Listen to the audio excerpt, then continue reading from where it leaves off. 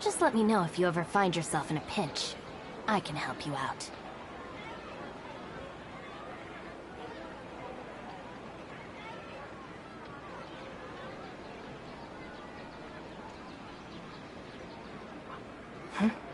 Welcome back. I'm going to probably complete the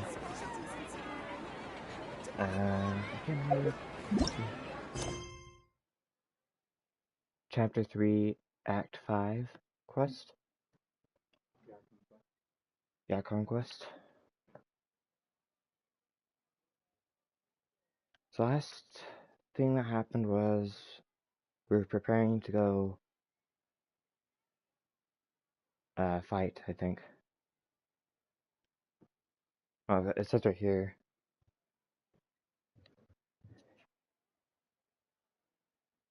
The day has finally come. All your plans and preparations are for one purpose, and the purpose only, to save a god. Let's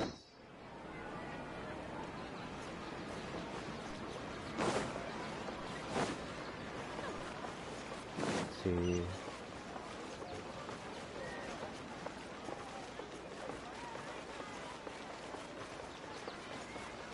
But they're just up here. I'm not sure where though.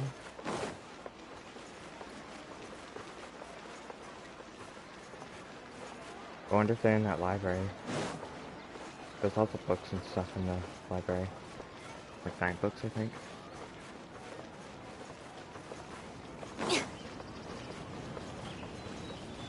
Okay, there he is.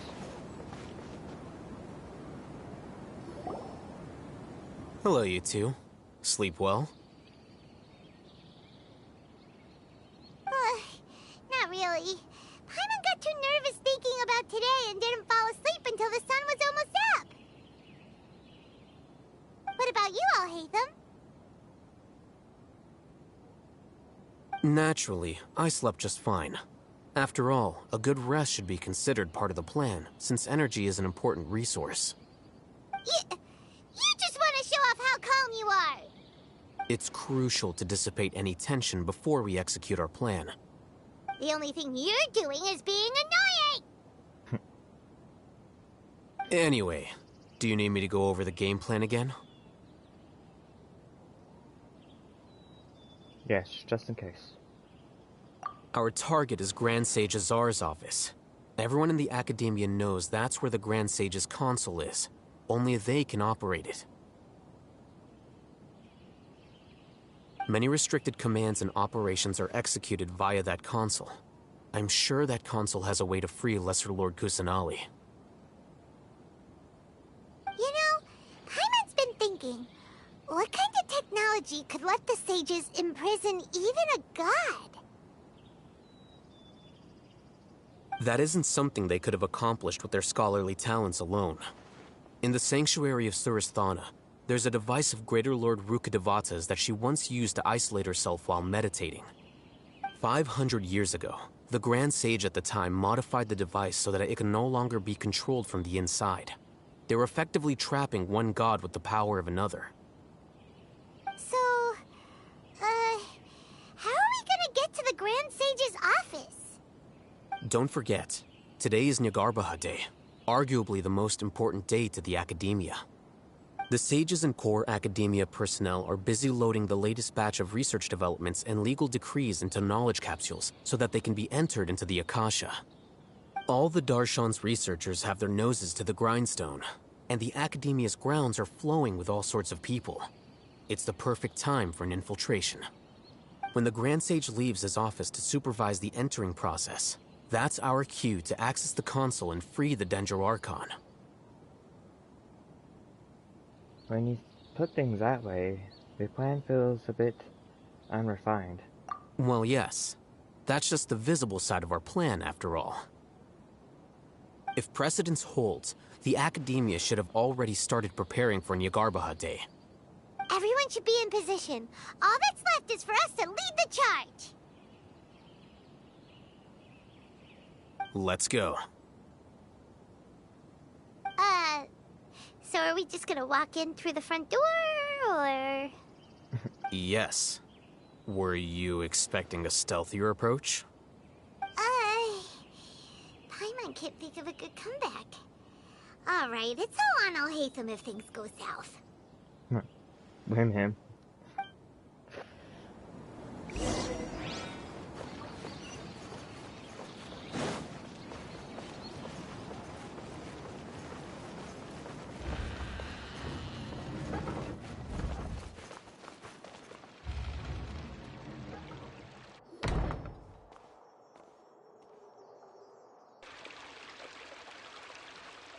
Scribe? Please, wait. Are you Scribe Alhaitham?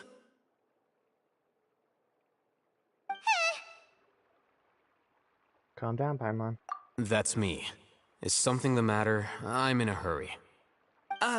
No. I was just surprised to see you here. I had heard that the sages were looking for you not long ago, but I didn't know what for. And, also, please don't bring outside guests into the academia. This isn't looking good. We were noticed. Outside guests?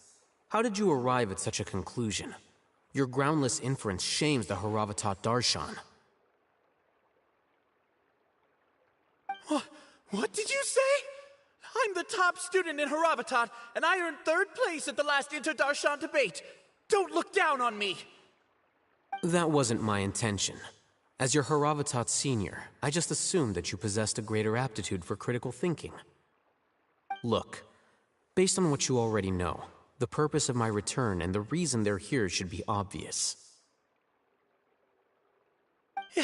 Is that so? Wait a moment. Let me think. Don't tell me the answer. The sages search for you. A blonde-haired traveler. Outside guests. So, from the start, the sages weren't looking for you, but this traveler? And you were gone from the academia for so long because... Hey, shh. Yes, you've proven yourself as the top student in Haravatat. I surmise you've arrived at the correct conclusion. As I expected. Please, forgive me. I wasn't thinking clearly just now. Thank you for getting me back on track. It's nothing. We'll be on our way then. All right. Thank you for your contributions to the academia, Scribe.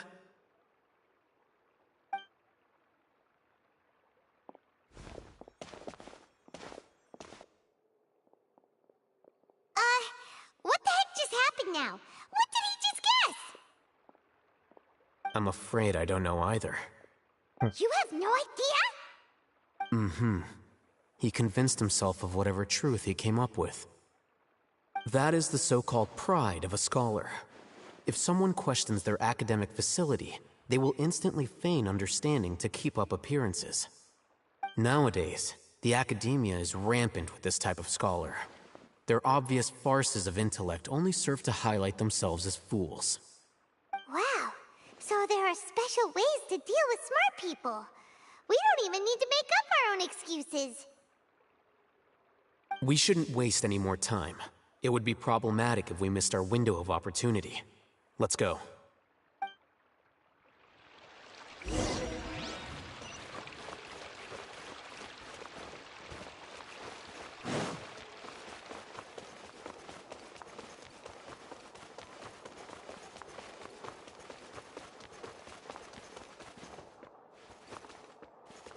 Entering the house.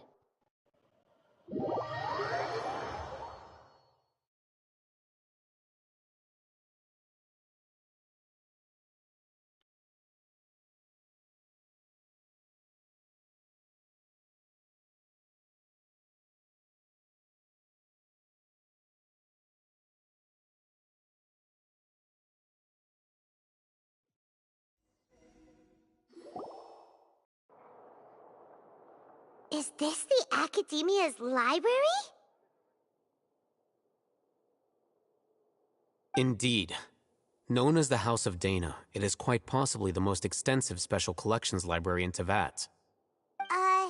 There are a lot of students going through here. Is it really okay just to waltz right in? The Academia marches to a fast beat, especially since it's Nyargarbaha Day. They're all occupied with their own matters. Just act natural. Now, hurry along.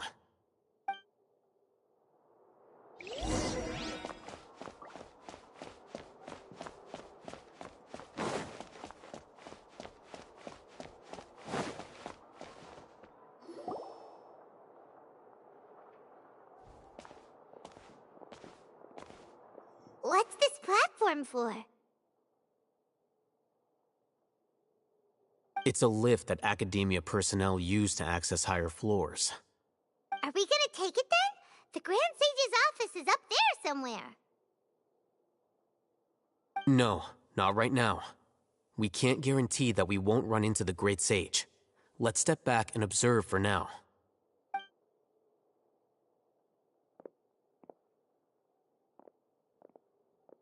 You think the Grand Sage will exit from there?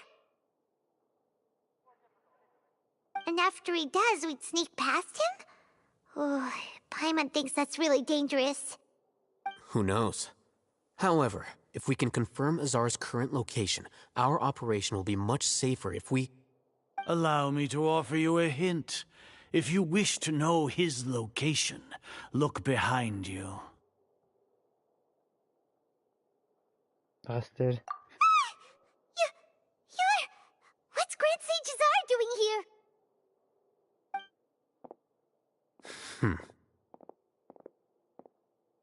Do not tell me you believed the Academia would not grow suspicious of you after such a prolonged absence, scribe. An eyewitness had informed me of your whereabouts, so I came to personally welcome you. Great Sage, I didn't expect you to care so much about me. I'm truly flattered. I'm sure, but compared to you, I am far more interested in these two unexpected guests. You are the Traveler and Paimon, correct? It's a pity that only now have I been afforded the opportunity to formally meet two of Sumeru's most esteemed guests. I do apologize for my lack of decorum.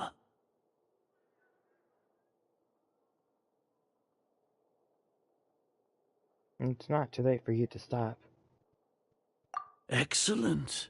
You immediately initiated discussion instead of attempting to prepare some perfunctory excuse. You clearly understand the situation at hand, and have no intention of making a reckless stand.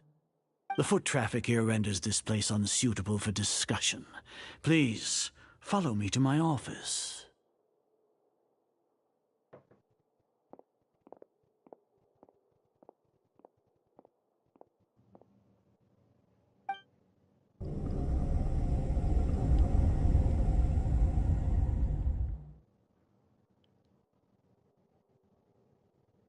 This place is crawling with guards. There's no way out for us. All right then, Traveler. What did you wish to discuss with me? Today is Nyargarbaha Day, so I still have many responsibilities to attend to. There is little time for idle chit-chat before I detain you all. The Fatui are not to be trusted. The Fatui have ulterior motives. You seem to know quite a bit about our endeavors. If that is so, then you should be praising our great work, rather than using your trivial misgivings in a futile attempt to sway me. Trivial? Then tell me, what do the Fatui want from me? Stenosis? Maybe benefits of some kind? Not stenosis. Worthless. Those are all completely worthless. Benefits, divine power. These materialistic words do nothing but debase our great work. Creating a god. Yes, we are using human wisdom to create a god. If humanity cannot attain omniscience and omnipotence, then we shall create a god to reveal them. This is the pinnacle of human wisdom. We shall regain a god's guidance at long last. No longer will we flounder in the interminable void of consciousness and knowledge. Even Irmin's soul will be freed from its plight. For our nation of scholars, this is the ultimate aspiration. No cost is too great to realize it. You say it's the pinnacle of human wisdom, but in the end you're still relying on a god. You will never understand the rapture of having a god be born within your very hands. With your degree of knowledge, you cannot even comprehend such an emotion. What about Lesser Lord Kusanali? It's not like Sumeru didn't already have a god of its own. Gods exist on a plane that far eclipses humanity's. Lesser Lord Kusanali, what can she even do? Care for the people? Fend off sandstorms? Fabricate silly fairy tales? These are but child's play for the academia. Does that make us equal to the gods? We are a people favored by Greater Lord Rukkhadevata. Though I may have personally not seen it, our forefathers bore witness to true wisdom. The ascension of the Lesser Lord has brought nothing but bewilderment to the scholars. They all ask, is that truly what true wisdom is supposed to look like? With that in mind, it is better to keep her isolated in the sanctuary of Suristhana, so our academy will not become embroiled in turmoil. What a pathetic justification! Do you really think that only the super smart or powerful should be able to call themselves gods? I don't know what I can say or do. The arrogance of the scholars. As per your judgment, Grand Sage, they are indeed dangerous individuals. Not only are they acting against the academia, but their ideologies have the potential to lead scholars astray. Looks like there really was merit in my assignment. Oh, Hatham? Are you talking about us? Anyway, I've brought them to the academia as ordered, but it took some time and trouble. Oh, that reminds me. Here's the investigation report you had requested. It's a summary of my time spent with the Traveler, an array of information about her ready for your perusal. Oh, Hatham! So you're still on the academia side! We finally started to trust you! We've been set up. Oh, Hatham, you...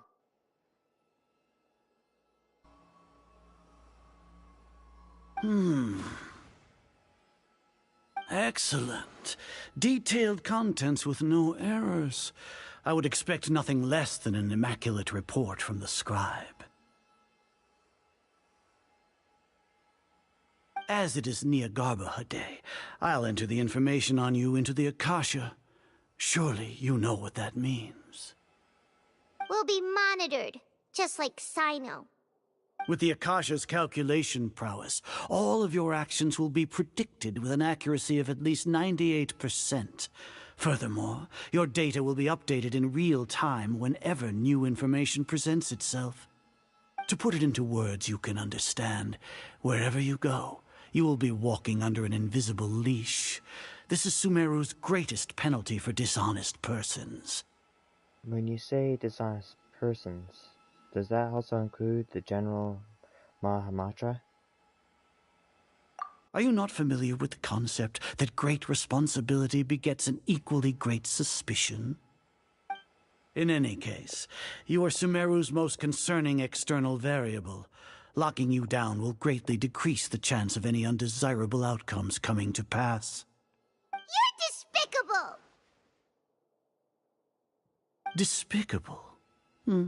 Perhaps from your perspective, but I suppose you had mentally prepared yourselves for this, no? What do you mean? Your ploy was to sacrifice the Traveler here, was it not? Lord Azar, I know what you're trying to say, but I've been following your plan this entire time. Why are you doubting me at this juncture? Must I delineate your entire plan? Very well, I will spell things out. First off, I received an eyewitness report that you were spotted with the Traveler at Caravan Rebat. However, you immediately departed for the desert and escaped surveillance range. Judging by the time, you all likely encountered the truant General Mahamatra in the desert. Am I correct? Maybe Paimon shouldn't have mentioned Sino just now. The Academia had not received correspondence from its scribe for a prolonged time. You were also in the company of the Traveler, a close associate of Lesser Lord Kusanali and General Mahamatra Sino, who had defected from the Academia. With their instigation, what was the probability that you would betray the Academia? Rationally speaking, 50%? 70%? What do you think? Regardless, that's only a guess. The facts are that I've brought the Traveler right before you, and I gave you my report.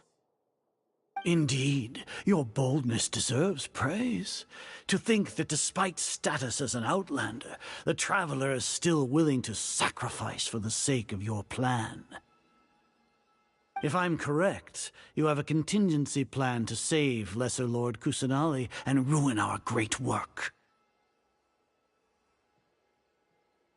Sneak into the Academia on Niagarbaha Day, using Alhaitham's status as the scribe, for there is a good chance that an opportunity to save the Lesser Lord will arise. Should your intentions be discovered, Alhaitham will turn traitor and sacrifice the Traveler, thus proving his innocence. He can then stay inside the Academia and continue searching for a way to proceed forward. As for Sino, according to the Akasha's calculations, he will soon return to the Academia and confront me in person. I suppose this is also a part of your plan?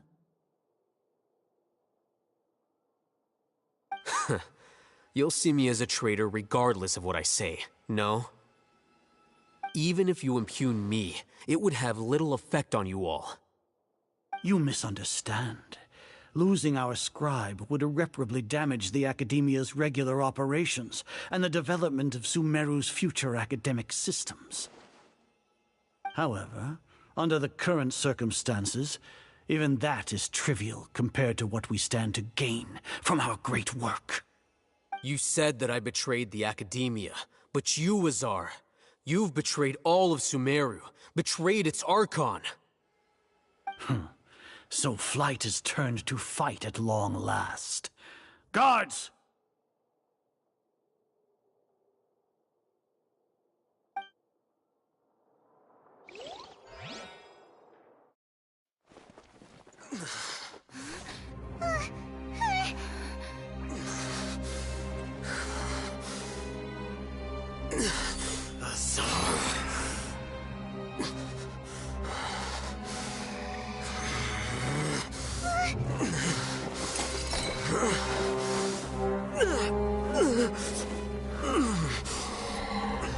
Well, what do we have here?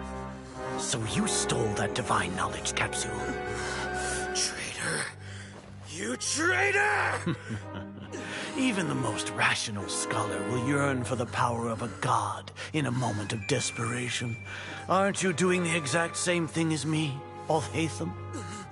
Unfortunately for you, no god will lend you their power. Azar!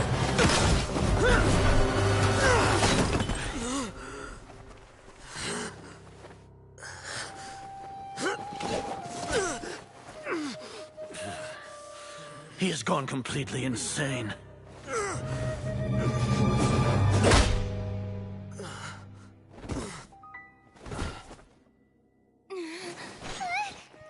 Take him to the Matra and exile him to Aru village.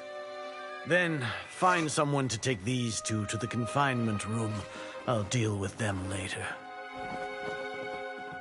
Grand Sage, we've finished all required preparations for Nyargarbaha Day. We may begin to enter the capsules now. Excellent. You may begin.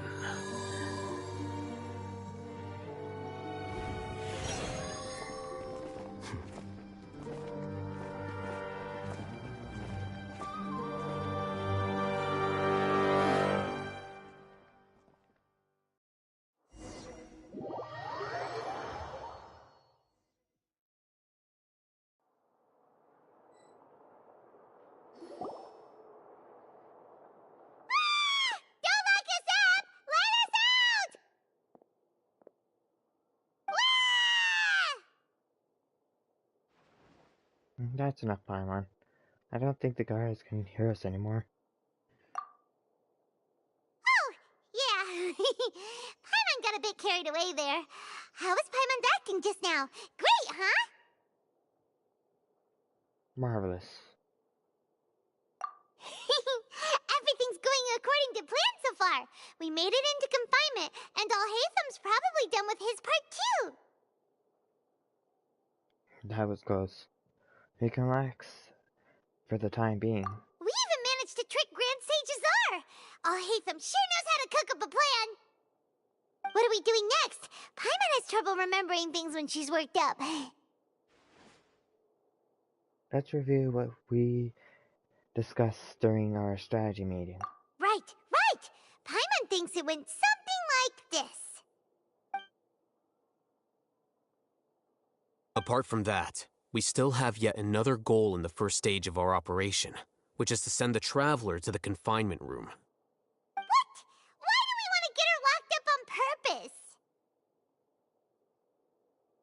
She's always been the person the sages are most afraid of, as well as the greatest obstacle to the successful implementation of their plan. They are very aware of the risk she poses to them. Once the Traveler is imprisoned, the sages will likely think that everything is under control. And with their guard down, the next phase of our plan will have a much higher chance of success. I can already see the pompous looks on their faces. Oh, that's a super tricky plan. But Paimon still thinks it's not really worth it. That isn't the only reason, of course. She has a more important task once she's in confinement. According to the Academia scholars in Ramon's custody, Lesser Lord Kusanali has sealed off her consciousness in the Akasha ever since she was captured by the Doctor. That way, they can't pry any more information from her. Even if we break into the sanctuary of Surasthana, it will take time to awaken Lesser Lord Kusanali's consciousness. We need to do that in advance. So our job is to wake up Nahida! Okay, totally worth getting thrown and jailed for. The confinement room is inside the Academia, close to the sanctuary of Surasthana. It's a completely enclosed space, and you won't be receiving any visitors. I'll work with Ramon's scholars to make some modifications to your Akasha terminal. Once you're in, get as close as you can to Lesser Lord Kusanali and try to connect to her consciousness. However, as for whether she'll actually wake up, that will depend on our luck.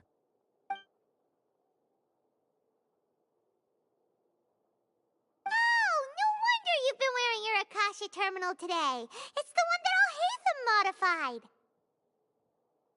Paimon thought they'd take our Akasha terminals when they locked us up in here. Were they being careless?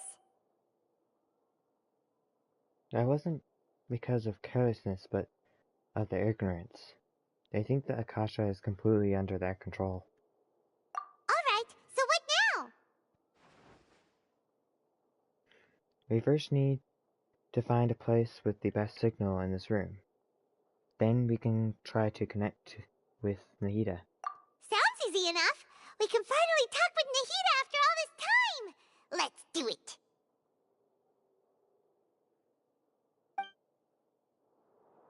There's a light flashing on your Akasha terminal. It's almost like... the faster it blinks, the better the signal. Before I do that, let's look around a little bit.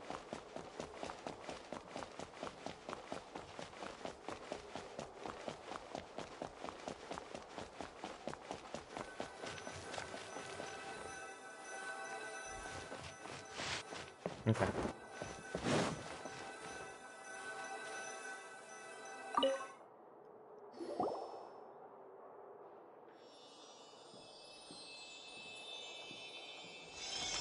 Eh?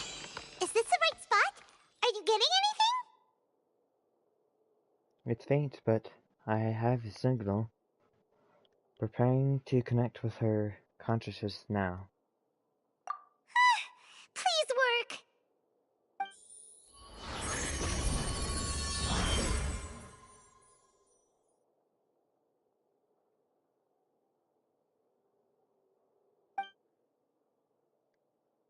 Is this a realm of consciousness?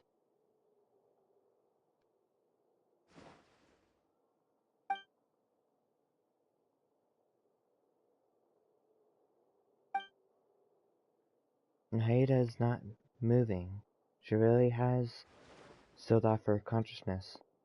I need to think of a way to wake her up.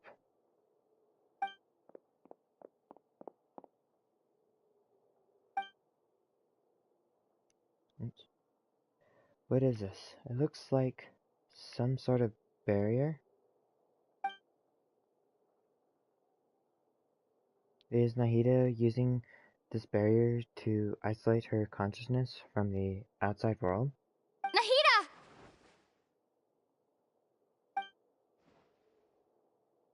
Hey, Nahida!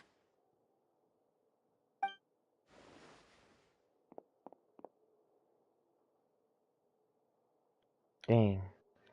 She isn't reacting. Seems like she can't sense me.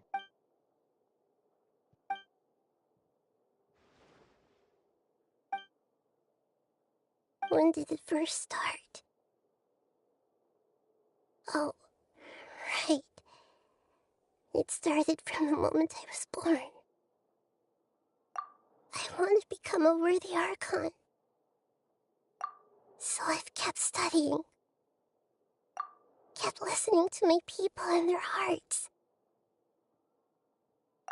Kept looking for a way to save Irminsul. So I can catch up. Catch up to Greater Lord Rukkhadevata.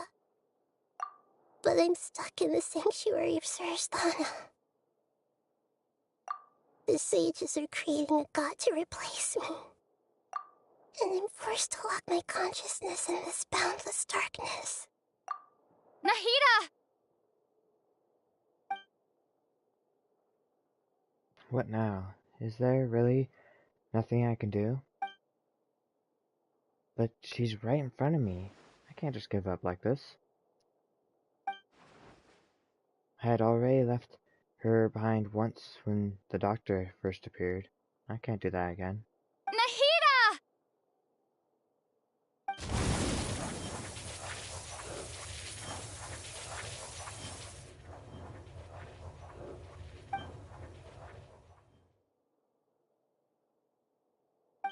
It's so quiet here.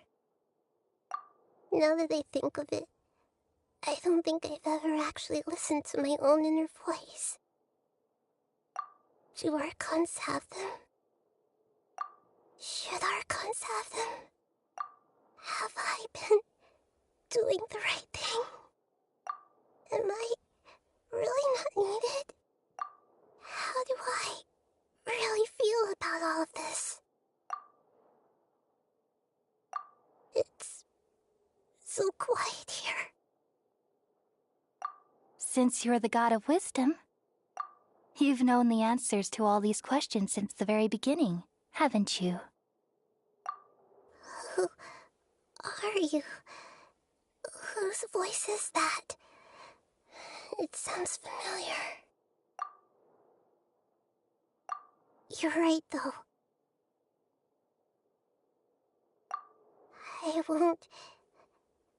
I won't ignore my own voice anymore.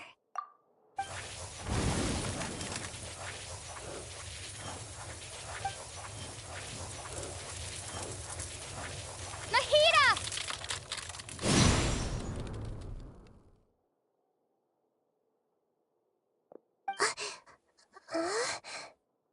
Nahida?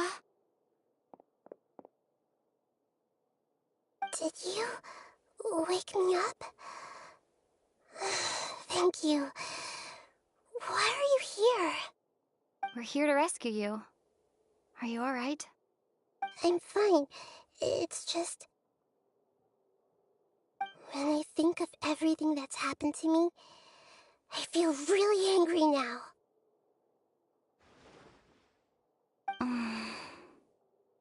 You should have been angry ages ago.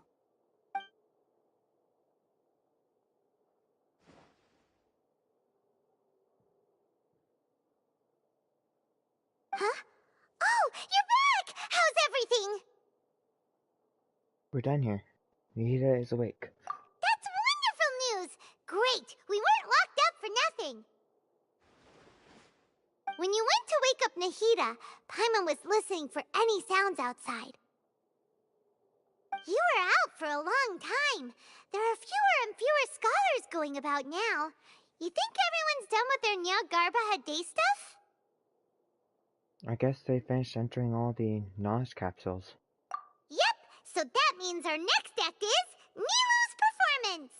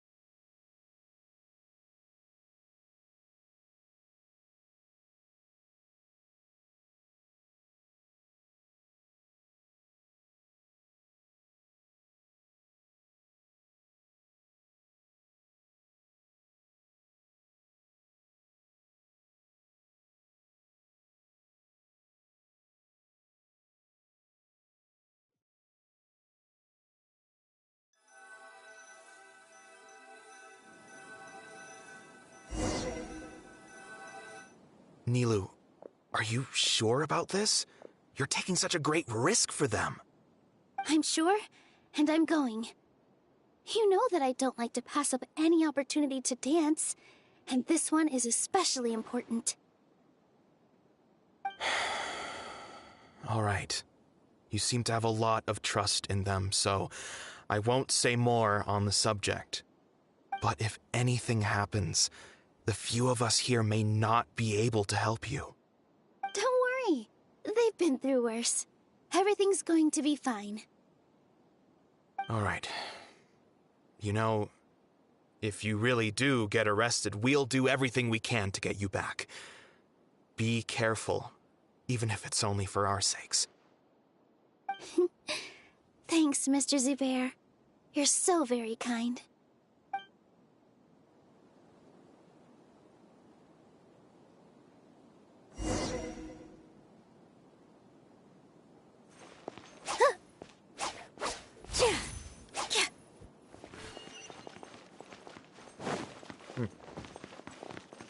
This may be one of the first times we actually play the character without the Traveler.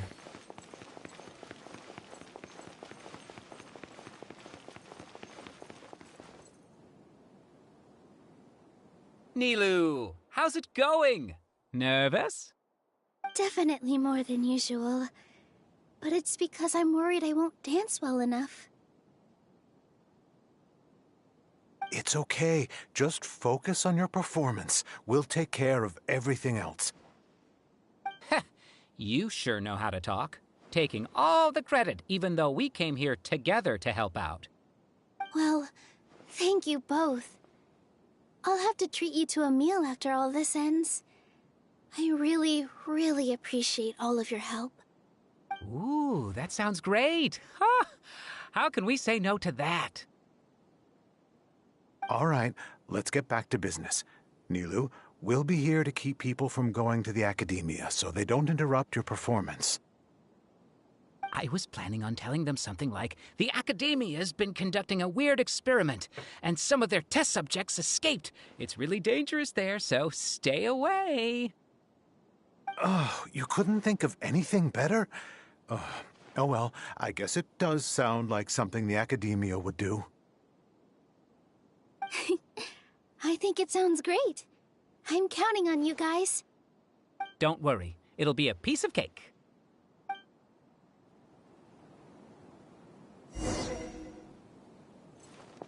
Positions!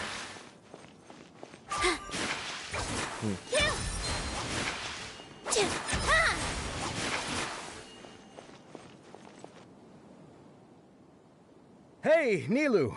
Sorry, it's great to see you, but I'm really busy right now. Our Bait People Away with Yalda Candies plan is working beautifully. Do you want some candy? We have more than we can give out. Vihar, thank you so much for doing all of this. And even dressed up as the Knight of Flowers, no less. I'll pass on the candy, though. I cut back on sweets in the period leading up to a performance, and I'm about to start one. You have a point. The stage is cleared and everything's ready, so you can start your performance at any time.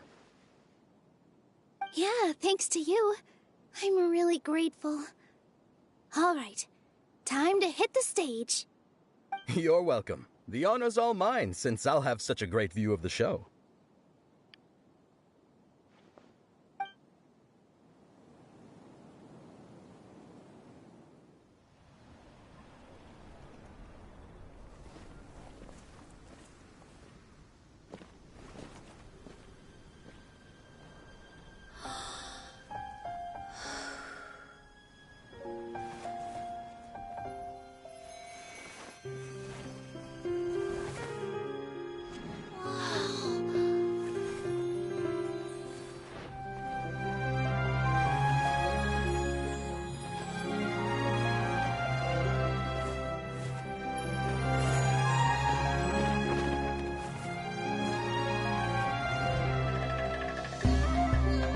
I've never seen a performance like this. This is incredible. Yeah, but I heard that public performances like these have been banned. I can't believe she's doing this here.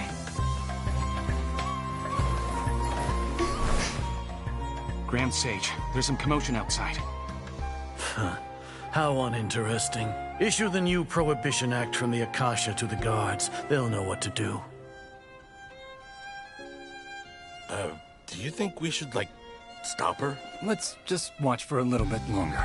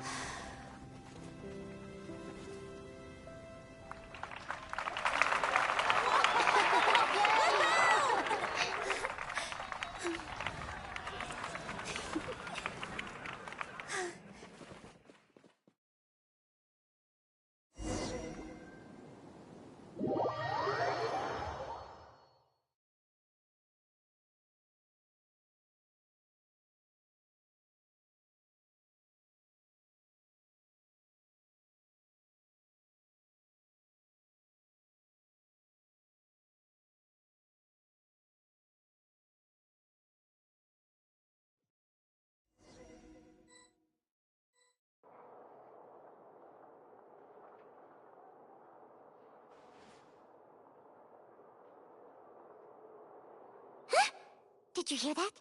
It sounds like a lot of guards just ran by. Does this mean the plan has moved on to the next stage? Certainly sounds like it. It sounds like Nilu completed her task.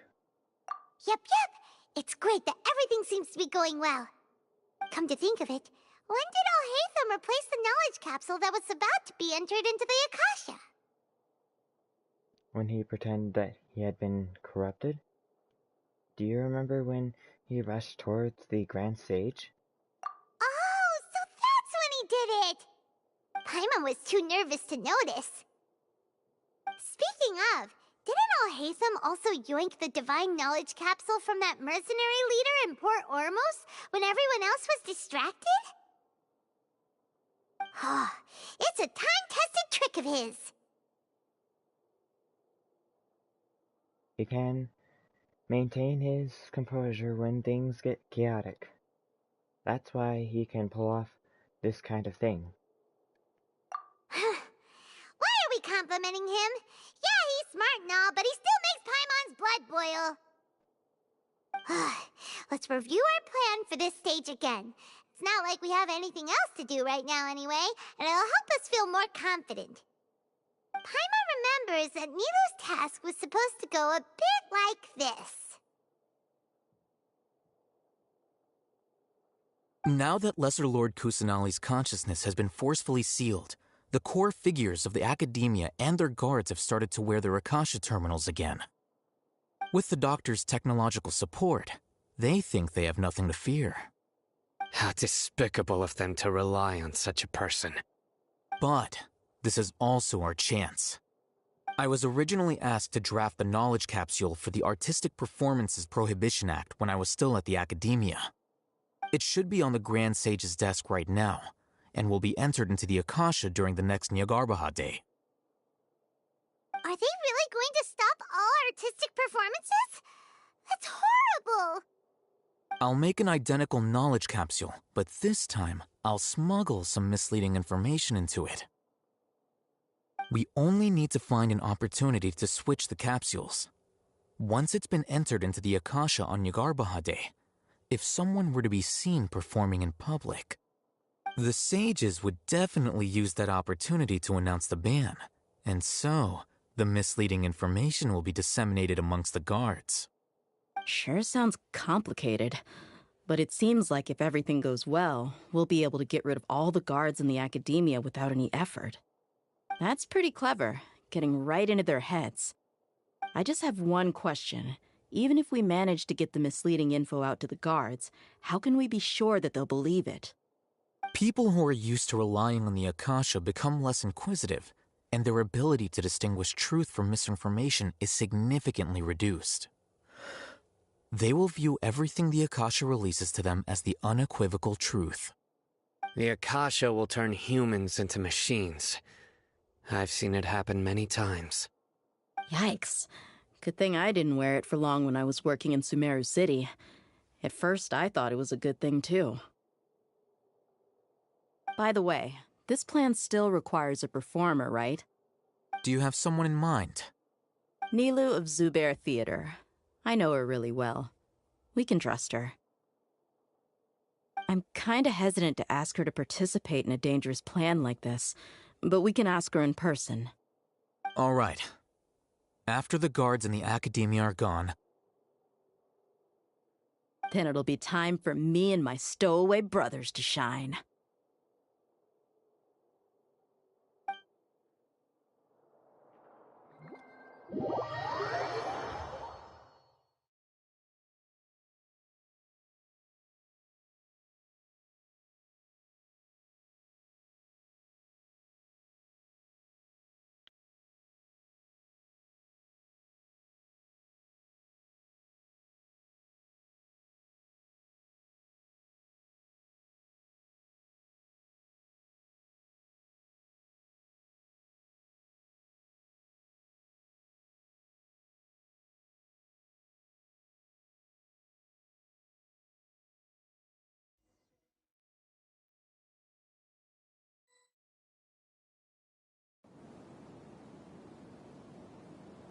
Here they come. Did you see that, Raman? They came out from the Academia in droves.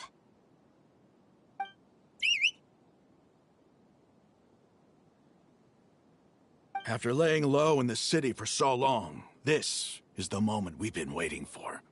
My brothers have already sprung into action. We couldn't do anything to them inside their coop, but outside the Academia, this is our hunting ground. With a lioness like you, the prey sure won't be able to run far. We still need to eliminate the guards as soon as possible. If we give the sages enough time to realize what's happening, the plan's doomed. Yeah, all they've done is to sit on their cushy salaries and twiddle their thumbs all day while we fought and struggled every day in the desert. The only advantage they might have is their numbers. Speaking of which, most of the guards who report directly to the Six Sages belong to the Corps of 30, but they have a completely different reputation. Following those blasted sages every whim, throwing away all the principles of being a mercenary. As someone in the same profession, I'm obligated to teach them a good lesson today. Indeed, the trap has been set. All we need to do is lead them there. All right, let's each take a road and herd those scattered guards back into one place. Make sure to attract their attention. Isak will be the key. You gave such an important task to that child. Will he be okay? It'll be fine. Isak was so determined to help, so let's put our faith in him. Besides, even if he's caught, the guards would be too scared to do anything to him. They've never seen Lesser Lord Kusanali in person, after all. You've got a point. Anyway, I think I see them coming. Let's head out. Good luck.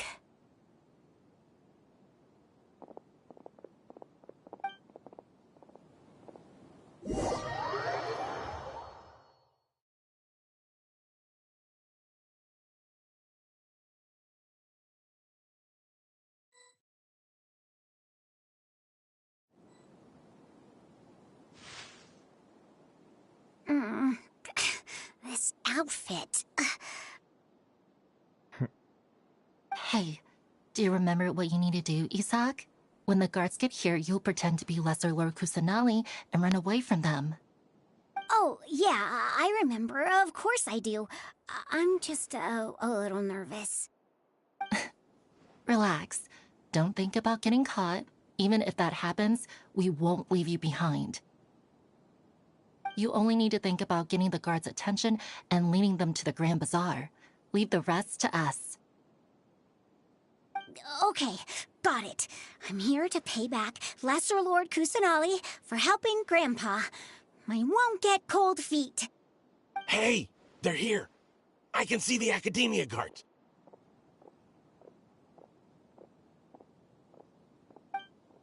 All right, it's time, Isaac. Take a deep breath and go. You can do this.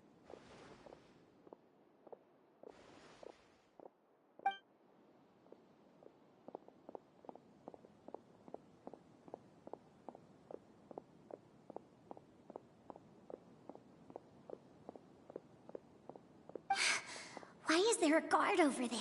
Did he already run ahead of me? This is different from our plan. But there's no time. I need to make a choice. I didn't expect this.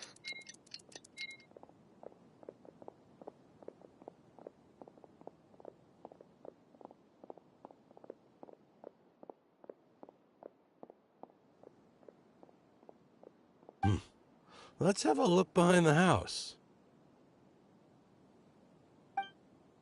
What should I do next? Huh. Looks like nothing's here. A wasted time.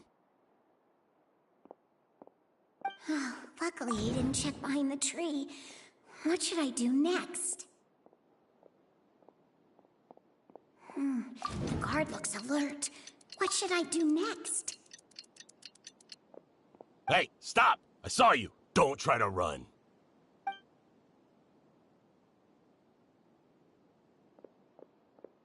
The guard looks alert. Doesn't seem like anything unusual's around here. Looks like the guard finally left. I need to go.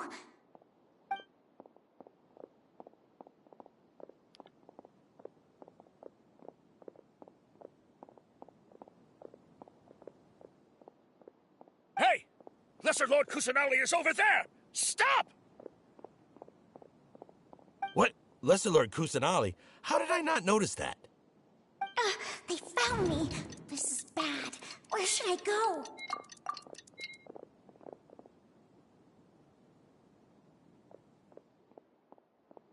Hey! Lesser Lord Kusanali is over there! Stop! What? Lesser Lord Kusanali? How did I not notice that? Repeating it? They found me. This is bad. Where should I go? Oh, how is this possible? There's also an Academia guard here. Oh no.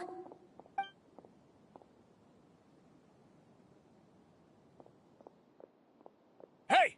Lesser Lord Kusanali is over there! Stop! I don't like this kind What? of thing. Lesser Lord Kusanali? How did I not notice that? They found me. This is bad. Where should I go? Hello, Flo. The target suspected to be Lesser Lord Kusanali has escaped into the Grand Bazaar. Assemble and arrest her!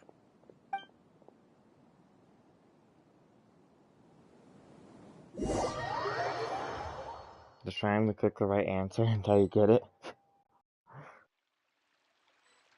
Seems kind of silly to me. Where did she go? How did she disappear? Did we lose her? Hurry up and find her! Hey, why is your team here? Didn't we say to split up our search? Hurry! Hurry! This place is... Why are you all here? Yeah, isn't it one heck of a coincidence? Everybody's here. What on earth is going on? I suppose that's all of you? Who are you? Did you set us up? What are you planning?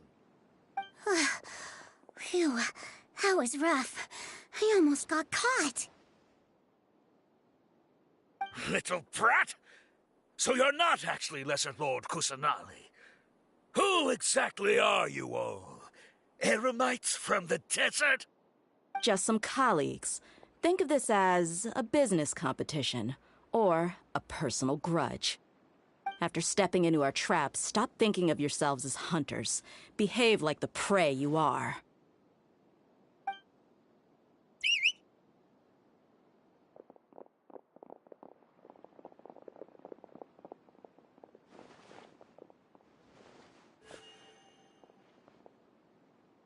An ambush? How's that possible? This is Sumeru City, but mercenaries from the desert somehow ambushed us! You've spent all your time hiding away in the academia. This place has long since become our hunting ground. Brace yourselves!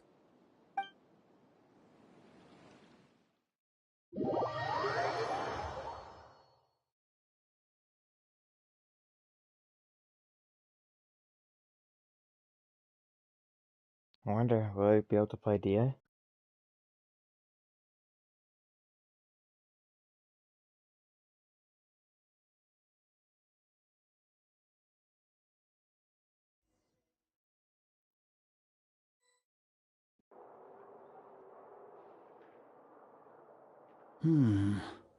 This is odd. The academia has quieted down after the conclusion of the Nyargarbaha Day ceremonies, but it's much quieter than usual. Where are the guards? Why have I not seen a single one? Guards? Guards! Grand Sage, how may I be of assistance? I called for the guards. Why did you come? My apologies, Grand Sage. Right now, all Academia guards have entered the city to perform the ordered arrest. I thought you knew. Arrest? Who is there to arrest? I have an ominous feeling. Arrest Lesser Lord Kusanali, right? Is that not what the order was? Lesser Lord Kusanali? You mean she has disappeared? Yes. I wouldn't dare make up something like that. Right now, everyone is in a panic, and many are saying that Lesser Lord Kusanali will take revenge on us. What happened? Just what is going on? Lesser Lord Kusanali somehow escaped? Was it Alhaitham and his party that freed her? That's impossible. The Academia is heavily guarded today, and any order to release Lesser Lord Kusanali would be strictly confidential. Besides, Alhaitham and the Traveler are already in our hands. What manner of trickery did they employ? How could Lesser Lord Kusanali disappear into thin air?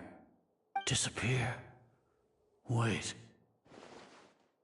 How was the arrest order distributed to the guards? It was issued by the Akasha earlier today. Only you have the authority to send messages like that, so I thought it was your order. Let me check.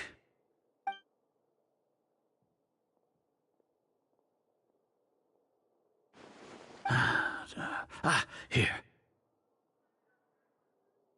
Lesser Lord Kusanali has escaped from the sanctuary of Surasthana.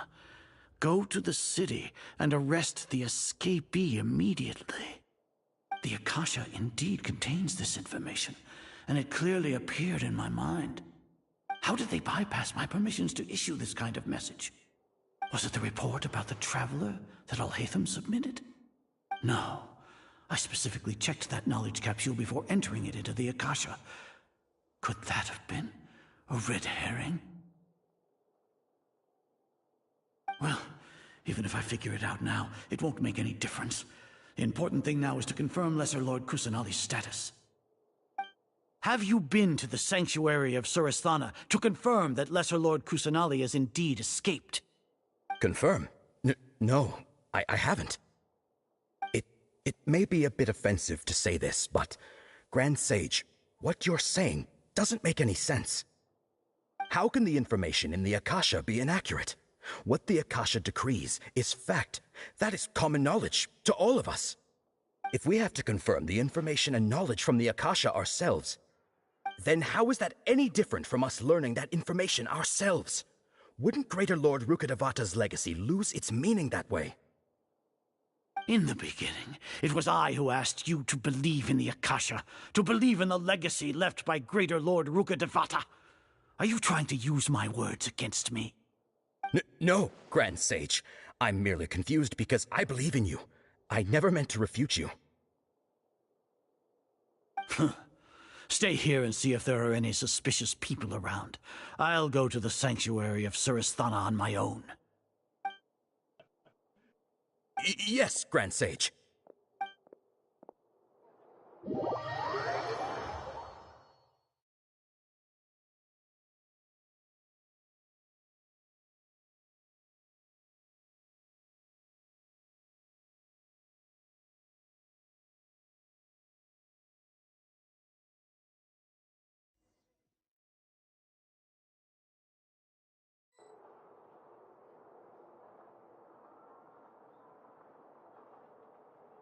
Lesser Lord Kusanali has escaped from the sanctuary of Surasthana. Go to the city and arrest the escapee immediately. How can that be? Stop thinking about it. Stop. It must be a trick of theirs. As long as I personally confirm it. Ah! Impossible. That's impossible. There must be something wrong with my eyes.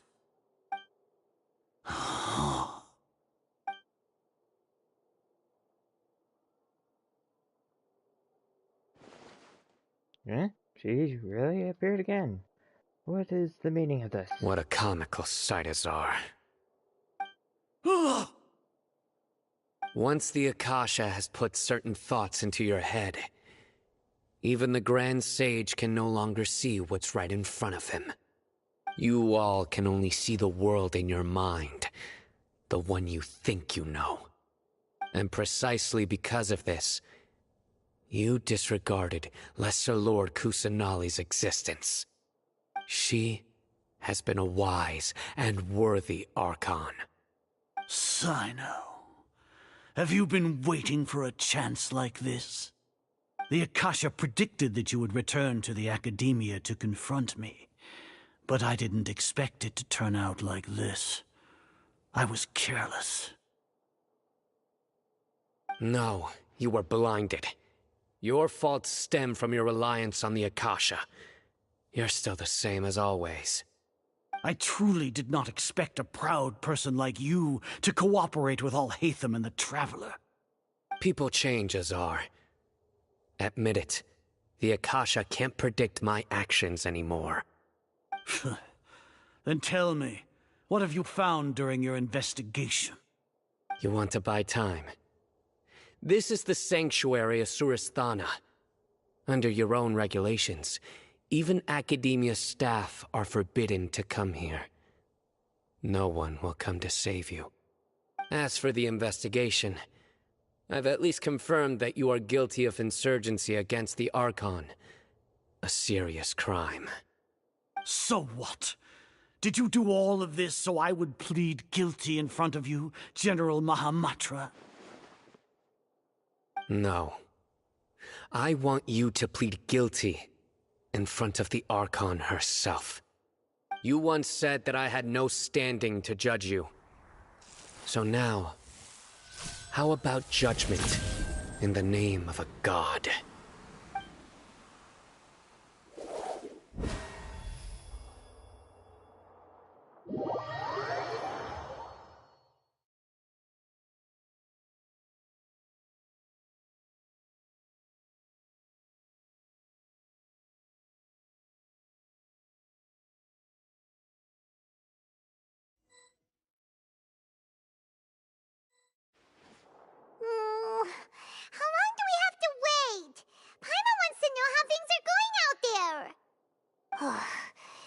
hasn't heard any sounds outside for a while. Hopefully something bad didn't happen.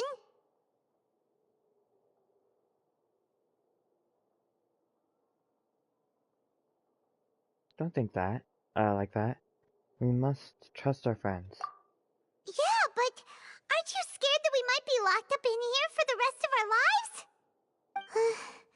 Thinking about it, at least Paimon has you. We could still chat like this. When Paimon thinks of Nahida being imprisoned alone in the sanctuary of Surasthana, Paimon can't help but feel sorry for her.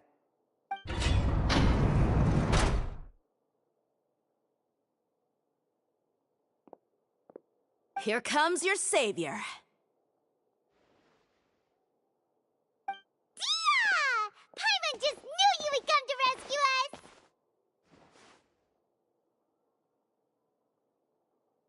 You were scared out of your wits just a moment ago. You two really owe me some big thanks. I had to search through who knows how many guards to find the key here. It felt even more tiring than whacking them. I'm exhausted. Thanks a lot. Need Paimon to rub your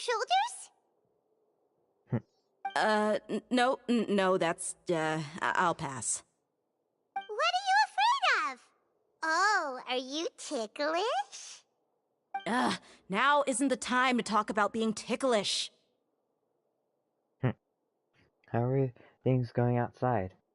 How's Nahida? Things in the city and on Sino's side are both going well. The guards that stormed out of the Academia are all taken care of. The Corps of 30 is in charge of the city's defenses, but we already talked to Asfand. They've been fed up with the sages bossing them around. As long as it doesn't break their employment contracts, they'll turn a blind eye. That's probably because you've been super great friends with them for a long time. So, how's Sino doing? The Grand Sage is in his custody. Even I know how terrible it is to fall into Sino's hands, so he probably does too. Sino forced him to release Lesser Lord Kusanali. He has no choice but to obey. So, hurry to the sanctuary of Surasthana. Assuming nothing weird happened, we should have already rescued our Archon.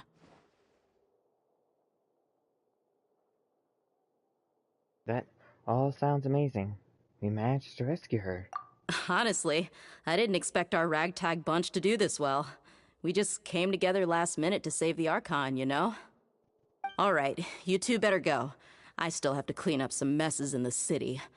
See you around.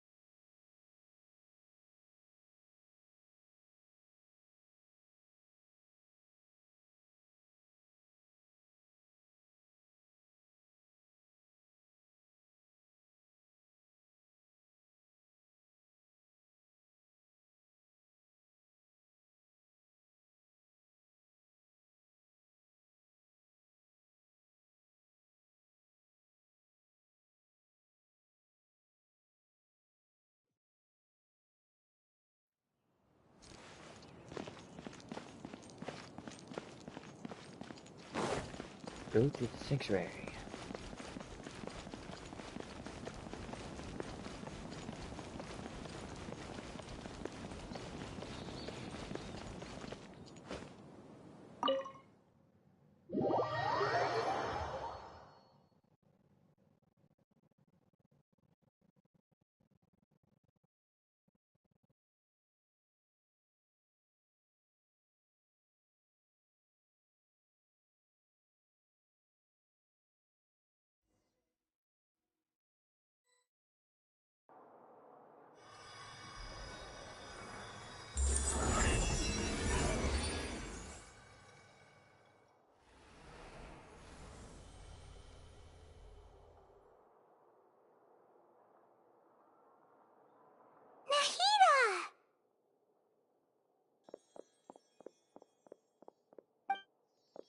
Should I say it's nice to meet you? This is the first time we've met in real life. Before, we've only met in dreams, consciousness, or when I was in someone else's body. We finally meet, Nahida. Thank you so much for coming to rescue me, but I also need to apologize. During this time, I did some self-reflection. My sense of inferiority and yielding to the academia led to all of this, and created so much trouble for you all. Don't worry about it. You also helped us a lot. You deserve to be free. Exactly! We're here because you're a good Archon and one of our friends! Thanks, you too. Amazing. So this is how it feels to walk out of that cage with my own body. It's like I just had an endlessly long dream. I can't even tell if I just woke up or was only now born into this world. My concept of self has become so clear. But now doesn't seem to be the time to indulge in this feeling. The Academy's God creation plan. Saving Irminsul. This is really embarrassing. You all just rescued an Archon, and now she needs your help to save her country, and even the entire world. It's okay. With you here, Paimon's sure that everything will work out. There's one more thing. What is it? For all the things the Academia did to me, and for all the folly it committed in the name of wisdom, as their Archon, I will make them pay. Ah! Wow! That's the spirit! You're finally standing up for yourself and not letting people walk all over you! I understand now. To be a better Archon, I first need to better myself. If you haven't even figured out how to be a caterpillar, how can you be a butterfly? This is knowledge that only you yourself could have discovered. Yes, true. That reminds me. I wonder how far along the Academia is with their God creation plan. We need to hurry and prevent the birth of that false god. I need to make some preparations. Since I'm now free, I can establish a direct link to the Akasha and control it. First things first, I need to remove the restrictions that the doctor put on me in the Akasha. After that, I'll make some adjustments and revoke the sage's permissions. The Akasha will then be like how it originally was, only operable by the Archon. After all, the Academia betrayed Greater Lord Rukkhadevata's trust. This might take some time. In the meantime, you should also work on your own preparations. If we don't stop the God creation plan in time, we'll be in for a tough fight.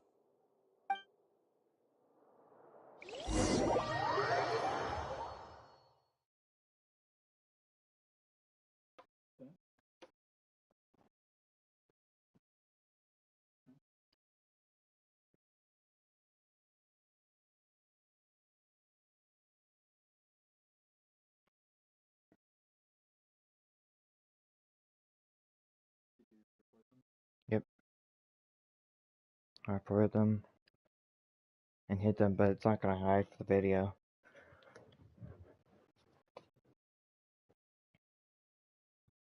You might as well prepare for a fight. When we're done, we can take a walk around. After all, we missed out on a lot of stuff when we were locked up.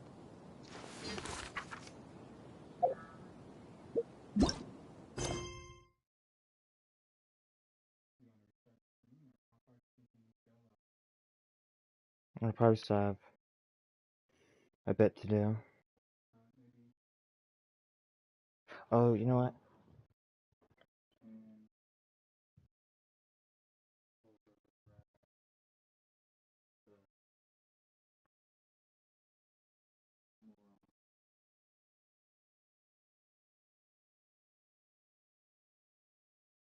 Oh, there we go.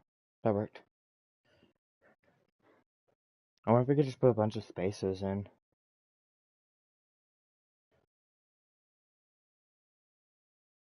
Okay. Alright, so continuing.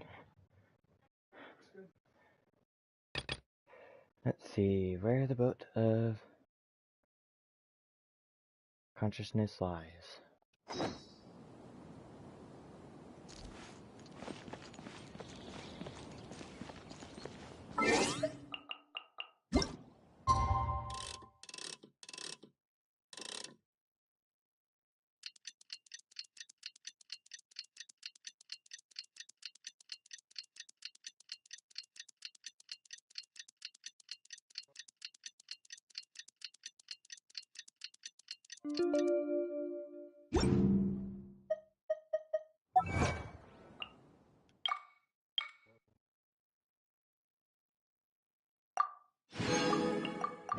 Oh my goodness.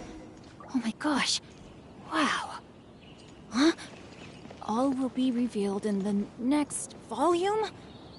Oh, drat. Talk to Nihida once you have made your preparation. Okay. Take a prepared. This is the team I used, I think.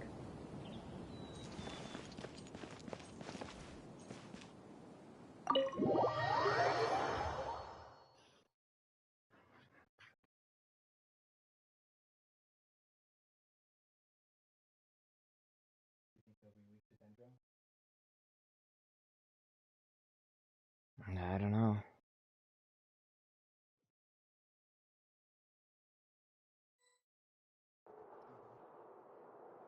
How's it going, Nahida? I'm done with the parts that needed my involvement to complete. Although it's my first time working with the Akasha like this, its internal structure and operation procedures are easy for me to understand. Greater Lord Rukkhadevata's design is truly brilliant. Oh, also, this is for you. Huh? What's this little floaty thingy? It's a small device I put together just now. You can think of it as an upgraded Akasha terminal. You may not need it right now, but it should be helpful in certain situations. Wait! This thing has the same characteristics as Paimon! That's what I was thinking. We're both small things that float! Oh, all the things that make Paimon special got copied! When Paimon appears with the Traveler from now on, people won't remember Paimon because she isn't unique anymore! Are you actually upset? It looks completely different from you. It's alright, Paimon. It can't replace you. It's only a flying device, but you're the Traveler's irreplaceable friend. You're so good at comforting people, Nahida. If only the Traveler was as smart as you. Hmm? I was simply telling you what I feel to be the truth. I wasn't trying to comfort you. Nahida, you're natural at this. What you just said made Paimon even happier. By the way, there's something I need to confess. Even though I'm the Archon and in control of myself again, I'm not very good at fighting. You may have heard that an Archon's power is derived from their people's faith. However, I'm not as well loved as Greater Lord Rukkhadevata. If we get into a situation where combat is our only option, I'll have to count on you, and I'll do my best to provide support. Don't worry. Fighting is my forte. I'm glad I can rely on you. So the God of Wisdom isn't good at fighting? That actually sounds about right. I've located where the false god is. Time is of the essence, so let's skip to it.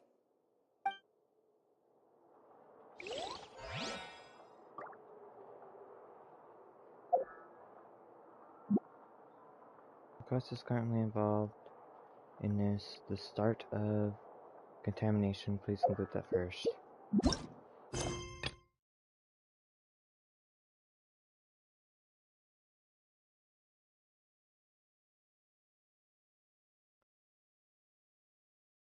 Which one's this?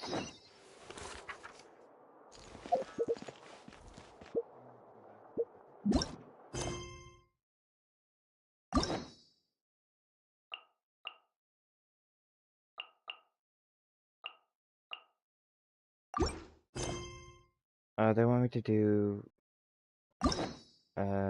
Ty's quest. Okay. Well, let's do that until it lets me continue forward. I probably should have finished them, but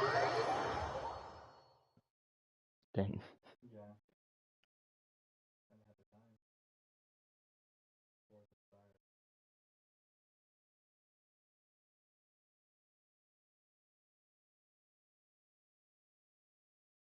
I'm so close.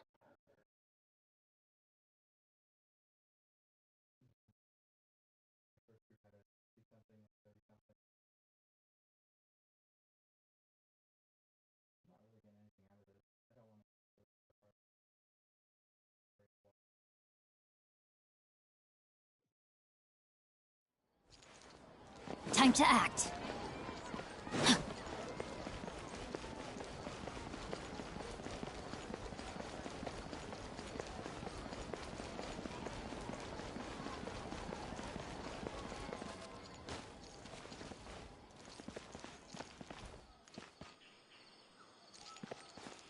There they are.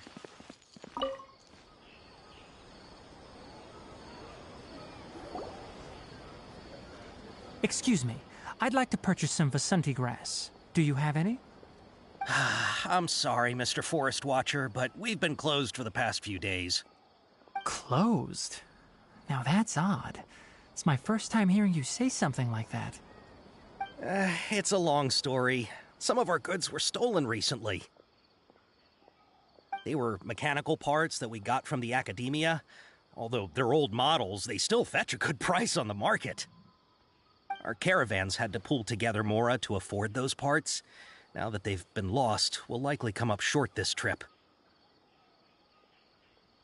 All the merchants talked it over, and we decided to raise the prices of our remaining inventory. Until this plan takes effect, none of us can privately sell anything. I don't get it. If these goods are so important, then why not think of a way to get them back? Raising prices won't solve anything.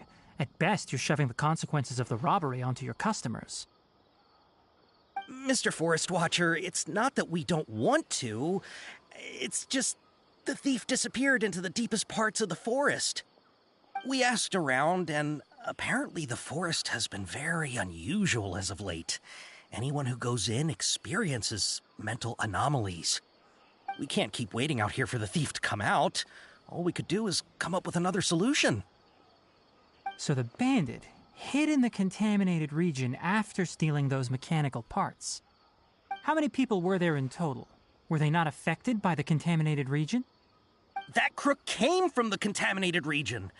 As for how many, there weren't any people. No people? Even if I tell you, you might not believe me. Fine. The thief that stole our parts was a huge mechanical crab. What the heck? The Avidia Forest has creatures like that? Didn't see any Avidia Forest field guide. To be honest, I'd rather not think about it. It moved too skillfully to be new at this. It came out of nowhere. Before we could react, it swiped our goods and ran away. We were all shocked. By the time we came to our senses, the thief was already long gone. I see. If we help you retrieve your stolen goods, then business will return to normal? Oh, but of course! Not only that, but you'll become one of our caravan's VIPs on all future purchases of any... Enough. Tell me something that's actually useful. Any leads on that mechanical crab? Maybe one. After our goods were stolen, we specifically got someone to assess the situation. If you're interested, you can go and talk to them. All right. We'll go and have a word.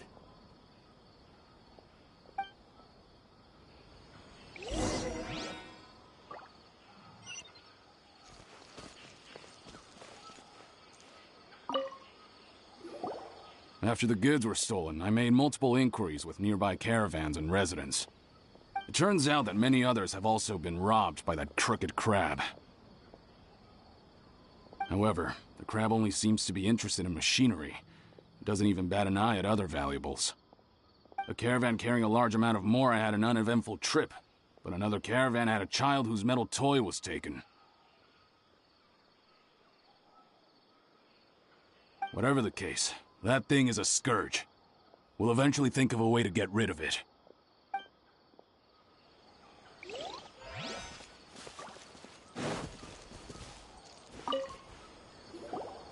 That mechanical crab is fast, strong, and a pain to deal with. 10 of us might not even be able to take that thing head on. Didn't the Academia ban research on mechanical life forms years ago? Where did that thing come from? Our salaries even got slashed because of it. Who would have thought that that robber wasn't a human, but a mechanical crab? This is rough.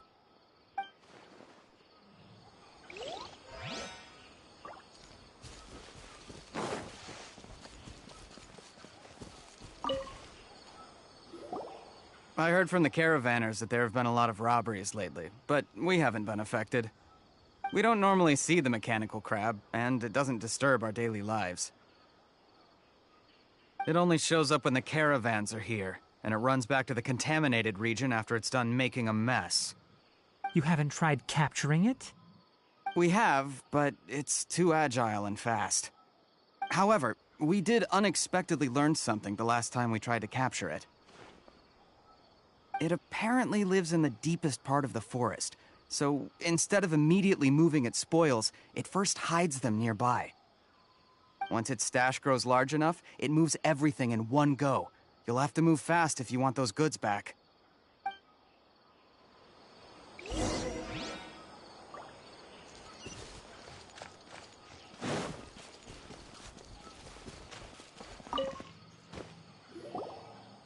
How are things? Did you make any progress? We learned of its behaviors, but much still remains unclear. Assuming normal operational status, mechanical constructs generally act according to their given commands. If I were its owner, I'd command it to steal more valuable things. Or the Mora you made. That would be the most efficient method. But it only goes after mechanical components. This doesn't make any sense. Right. It's really weird. So, you all found a way to retrieve our goods? Do you have any more mechanical parts with you? Yes, I still have a small bag of samples. They weren't taken since I keep them on me at all times. Oh, are you planning to... Under constant external conditions, organisms rarely initiate changes in their habits. Here's what we know so far.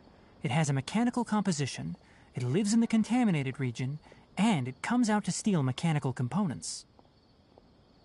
If we have said components, we can lure it out, capture it, and then make observations for further conclusions.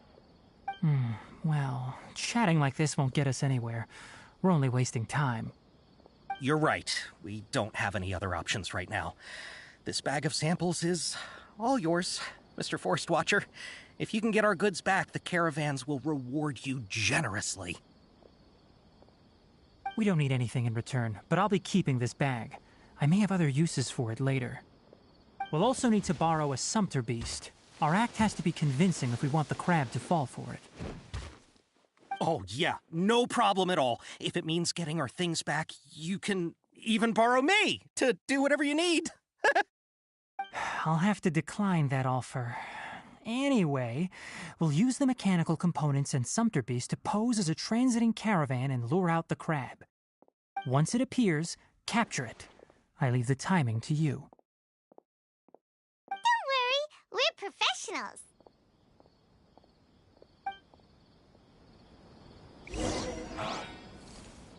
It's hurting again.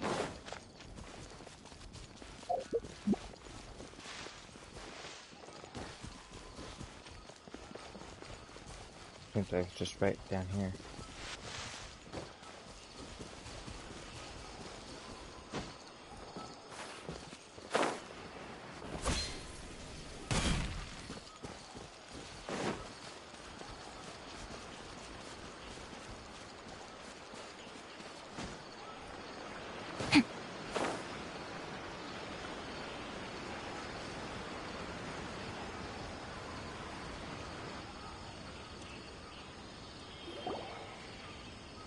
Looking at the trade routes and the contaminated region's current perimeter, the goods were likely stolen somewhere around here. Then let's get to it. We'll definitely capture that criminal crab. Okay. We'll start from here and have the Sumpter Beast with the components on board lead the way.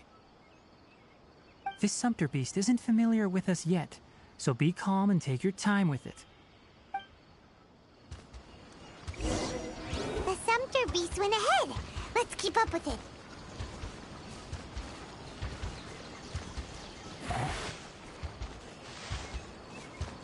Huh? Why'd it stop? Looks like it's loafing around. Or maybe it's hungry. The caravanners grew disheartened after their goods were stolen, so they probably didn't feed their animals as scheduled. All right, it's moving again. Body and mind.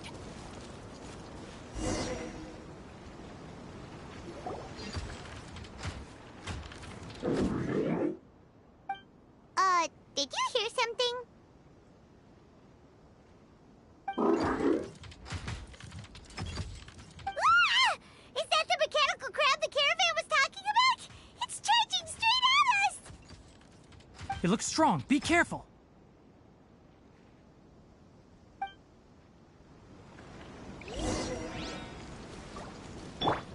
Our bond is strong. Time to act. Sharing my knowledge. I see everything.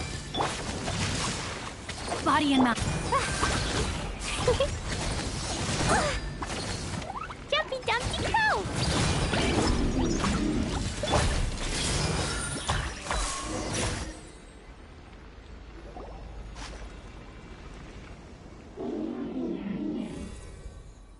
Huh. Just try to escape this time, you naughty caravan-robbing crab!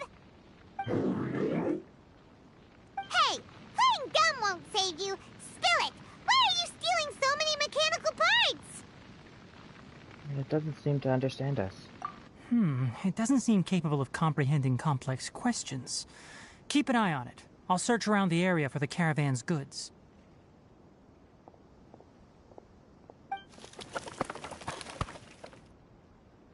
I don't know why you're stealing mechanical parts, but they don't belong to you. Stolen items must be returned to their rightful owners. Any objections? Yeah, it looks sad. You came from the depths of the contaminated region, right? How about you help us with something? If you take us there, I'll give you some mechanical parts as a reward. It reacted!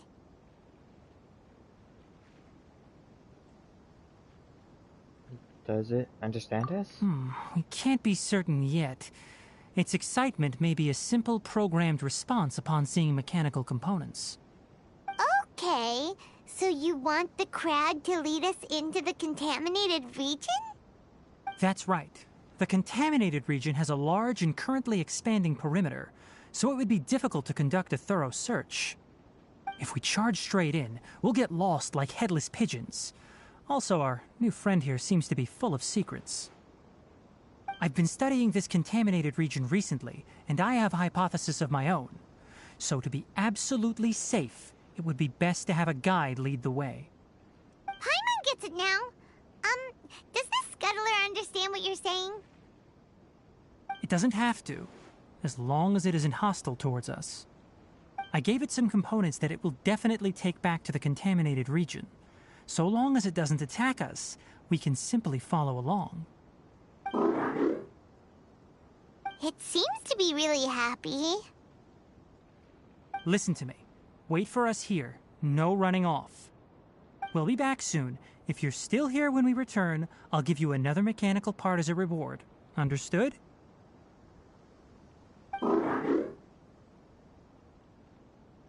Does that count as understanding us? I'm not sure, but our priorities are to retrieve the mechanical components and to purchase Vasanti grass to make medicine with. We should return, but before we do, we need to set up a few traps. Can't have that crab escaping.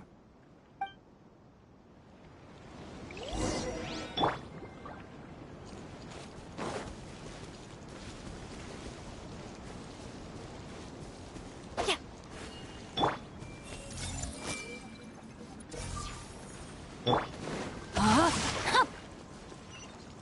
okay, I guess I teleport.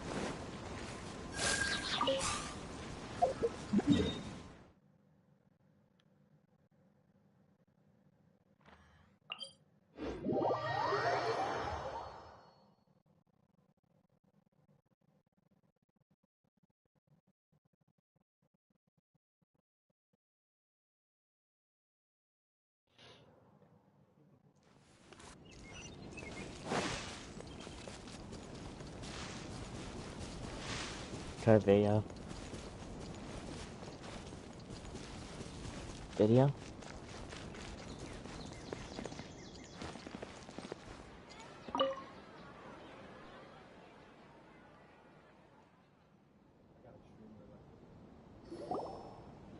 Oh! Oh!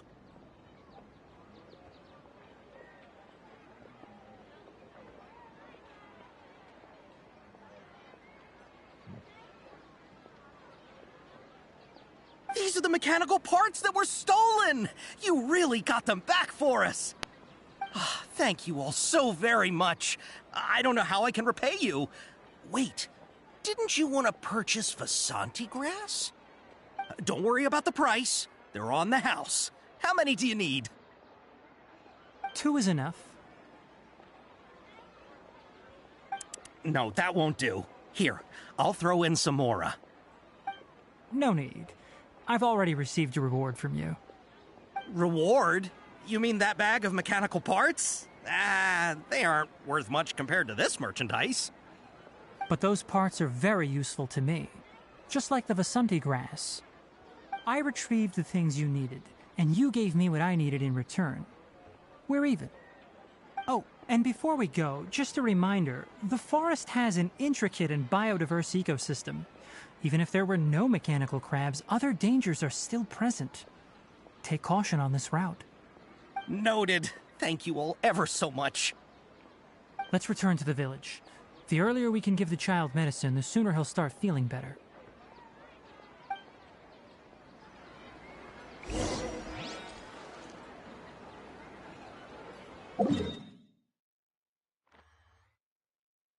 Just the closest waypoint.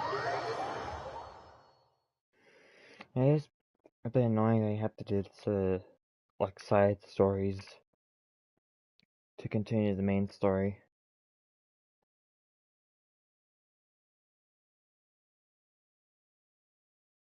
Although it is my fault for this quest here. The other one, the Nila quest, was just pretty recent.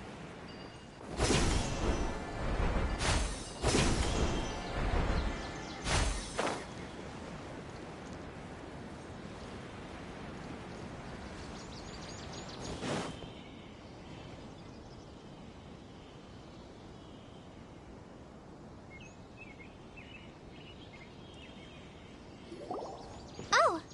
Hi there, Traveler and Paimon. Master, I prepared the pharmaceutical equipment. Do you need me to help grind the medicine? No need. A precise dosage is required this time, so I'll do it myself. Oh. Okay. But once I'm done, you can deliver the medication to the child. He gets a little nervous when I'm around for too long. I don't think he finds me very approachable. I'll go prepare the medication. Traveler, give me a hand.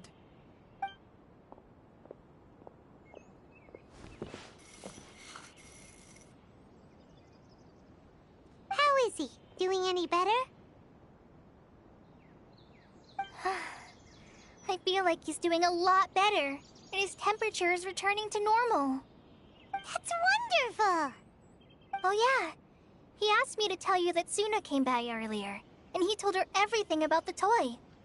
Suna didn't get mad, so he wanted to thank you. Can I ask what happened? It's nothing. Did you prepare the traveling gear I asked you to?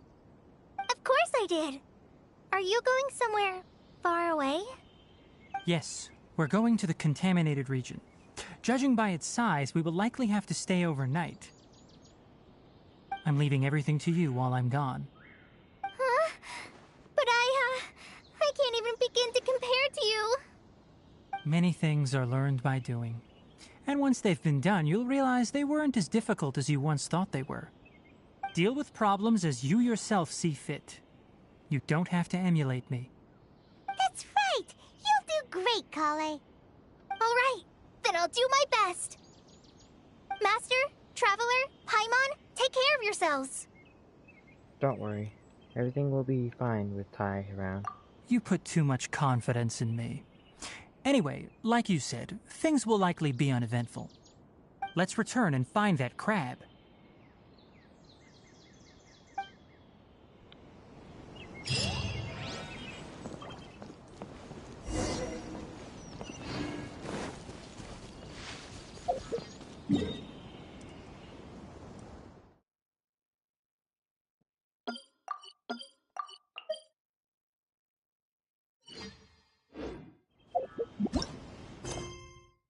Okay, so I can't do this anymore. I can do the main quest now, though.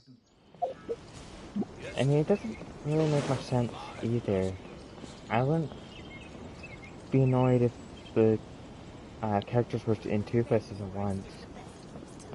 And in this situation, they put in even worse situation.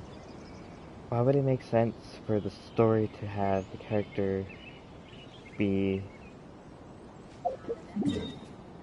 like, you need to do Ty's quest to get to this point here, but then all of a sudden you don't need to do his quest? He's in the middle of doing something now. That makes even less sense. So I hope they stop doing the must do the other quest. Or just let them both be in the same places, because it's not that big a deal.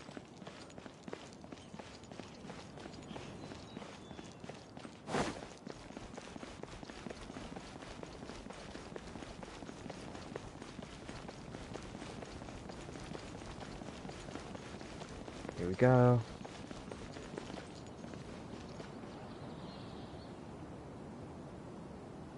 Yeah, the main quest should always have just...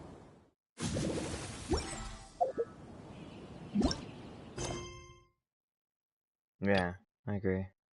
Something to that effect. Here we go, big fight. Entering the sanctuary of Surasthana.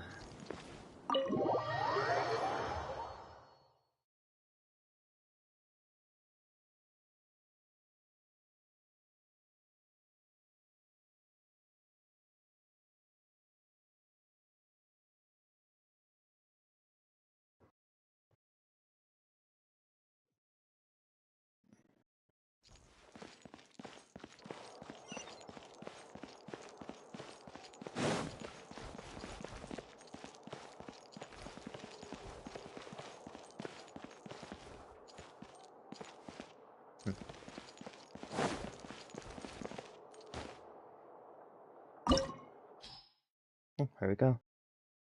Creating a god. Yes, we are using human wisdom to create a god. Huzzah.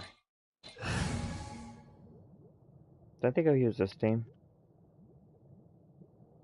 Warfire, Electro, and Dendro. Thank you. Now I can see the best weaknesses this guy has.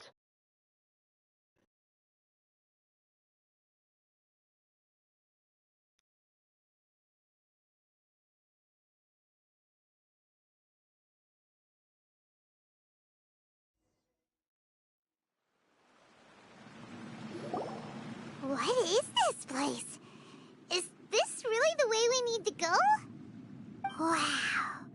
Who would have thought there'd be a place like this hidden right slap bang in the middle of the city? The sages wanted to realize their god creation plan without being discovered. The safest and most convenient way would be to build within the academia itself. That's true. They were already hiding one god, so why not two? Judging from the structure here, the project is a huge undertaking.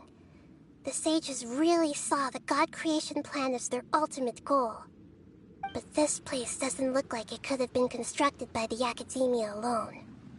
The Fatui under the Doctor sure didn't hold back. They provided a lot of technological support. It's to help one of their own harbingers become a god, after all. Yeah, or else they wouldn't have been that generous. Is that it, though? I've always felt that this Doctor is different from the Academia sages. He doesn't seem to share their sense of urgency. Instead of being interested in the end product, it's like he's enjoying the experimental process. The Fatui Harbingers are all such weirdos. So, the Doctor being weird is actually normal. So, this Fatui that they're trying to turn into a god is called the Balladeer? We had previously come into contact with his consciousness. He harbors particularly strong obsessions. One is the desire for a gnosis, since he was created to be the vessel for one. The other obsession is probably related to his past. I can't quite explain it. Paimon knows that he was a prototype puppet for the Raiden Shogun before he became a Fatui Harbinger. That's why he wants a gnosis so badly. There's no way he'd willingly be a test subject. Now with that temper and ego of his. It sounds like you know the Balladeer quite well. We've had a few encounters, but none of them were pleasant. I see. Tell me more about him and what he's like.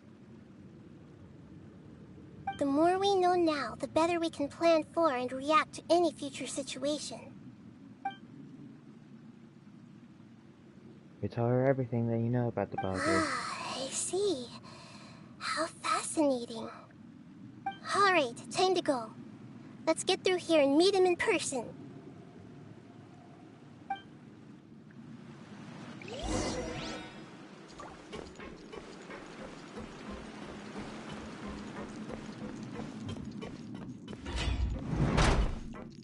Two. Work time! No time to Temple work! of Wisdom! Get out of my way! La la la! Hey! Stay right on! My work is finished.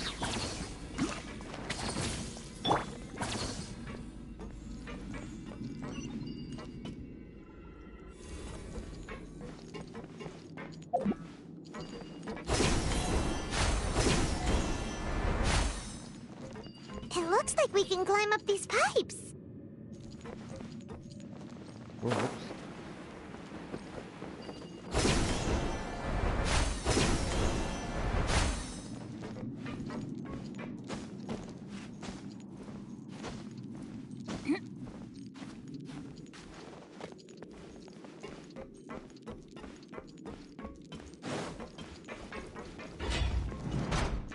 Time to act.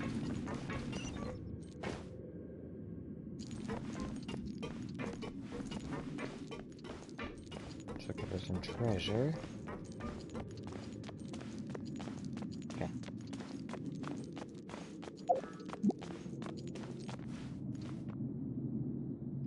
The pattern on the ground seems all messed up. Let's go around and see if there's a way to fix it. Body in mind.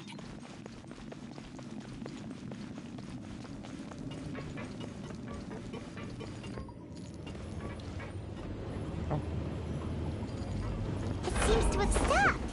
Let's continue. Whoops. I thought I was gonna move forward.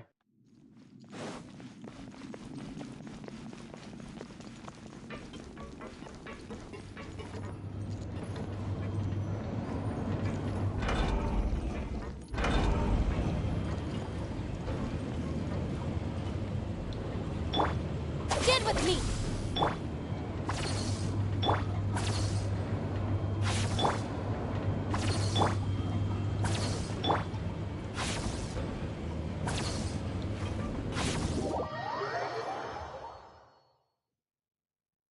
What happened there?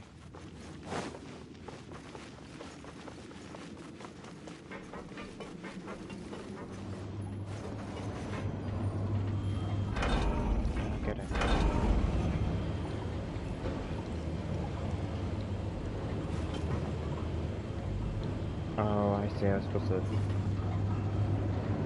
jump off.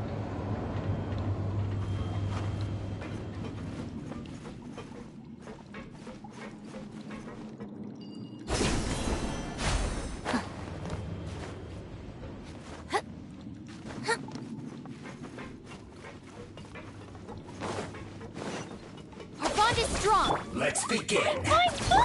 Everyone hold hands. Let's end this quickly. I will. This isn't good.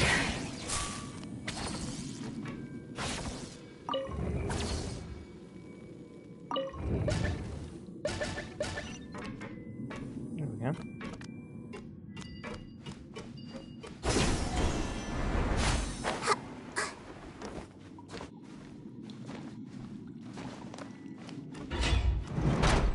Frozen. I see everything. Crap, you'll get frostbite. No, my sword! Flash frost. Get with me!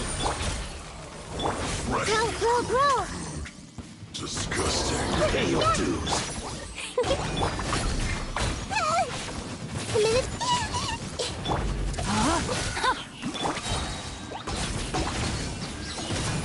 Dissipate!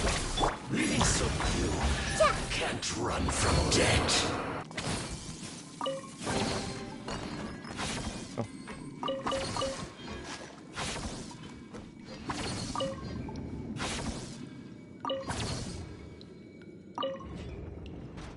There we go.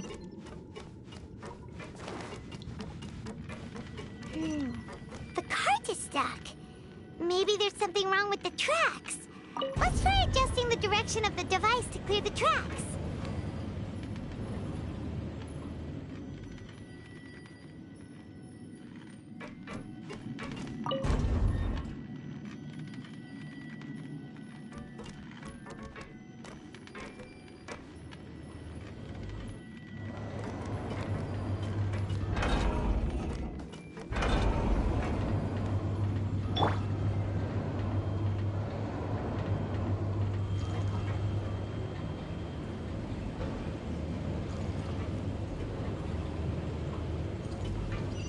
Annie.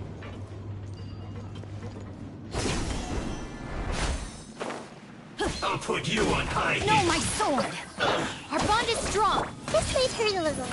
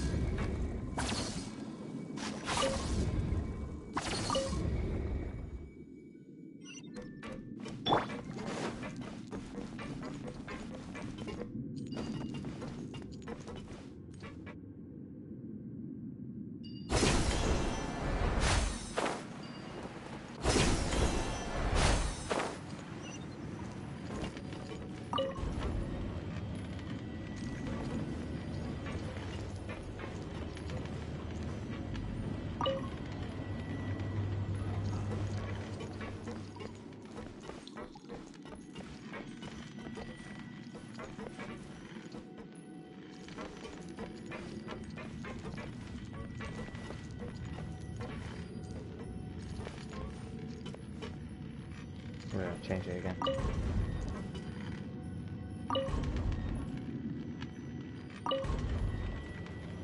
Go.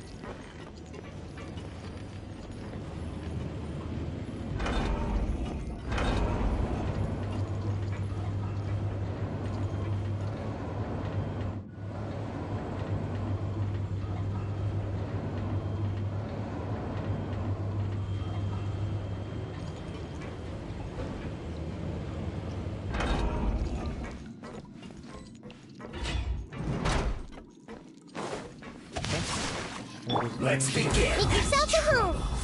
Let's end this Get with me. quickly. Jumpy dumpy go! Everyone hold hands. I will end.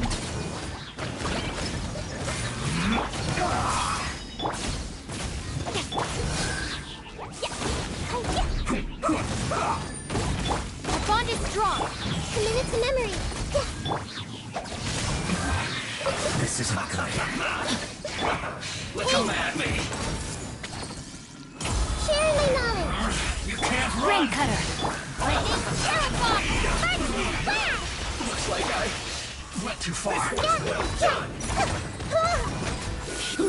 An unfortunate fault. I see everything. The Temple of Wisdom. Get with me.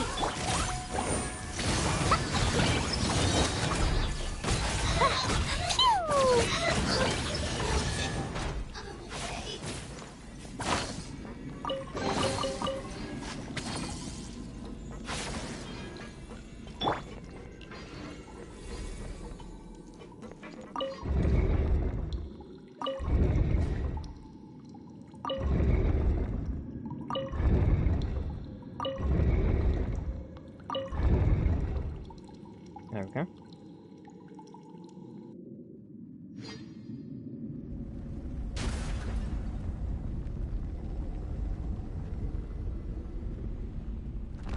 On the elevator.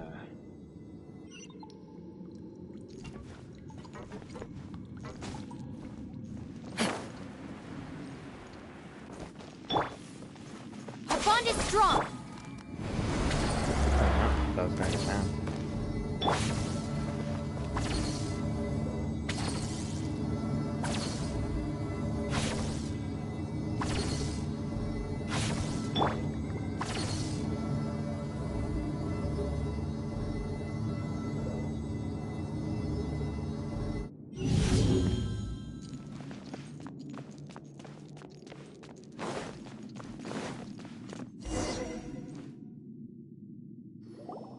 Looking at its operational status, we must prepare for the worst. The god they wanted to create is likely close to completion or already completed. It's not a surprise. I've already seen him control the weather. Oh no, what should we do? Paimon can't imagine how hard it would be to fight against the Fatui Harbinger with a Gnosis. Are you nervous, Paimon? If you really want to know, of course Paimon's nervous. Aren't you too, Nahida? Yes, I am. This is probably the first time I faced with a calamity of this degree since my birth. I feel not just nervous, but curious as well. Curious? Curious about what? Curious about our fate. To me, everything we perceive in this world, everything we learn, and everything that happens to us is considered knowledge. And if it's a form of knowledge, then it can be understood. However, only fate is about that which has yet to occur, so it has always drawn my curiosity. So to me, fate is the ultimate knowledge.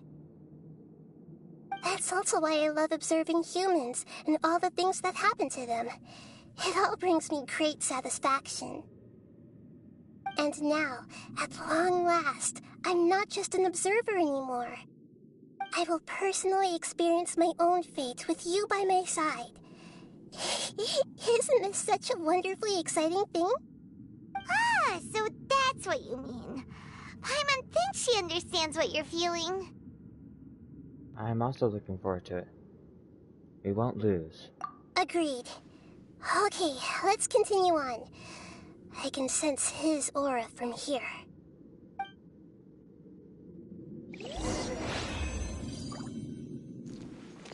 Well, I hope I didn't do that too quickly. Sometimes I have treasure chests.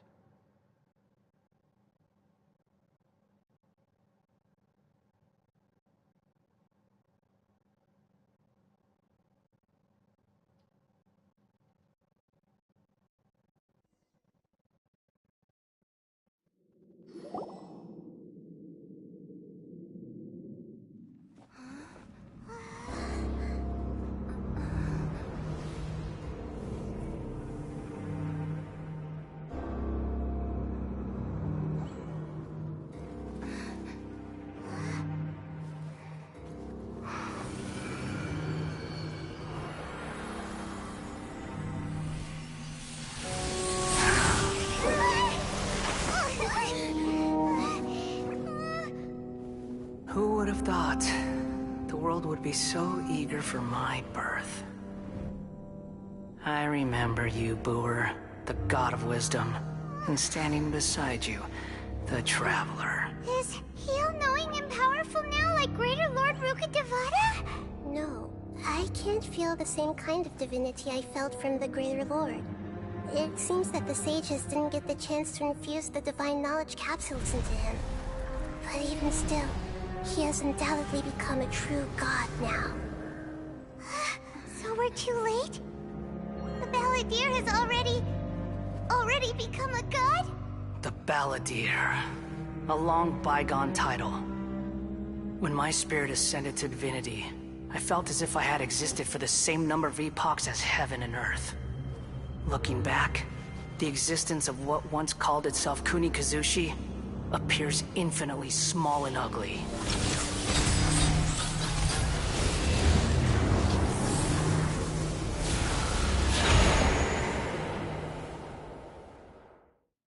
This imposing aura, it really feels like the gods!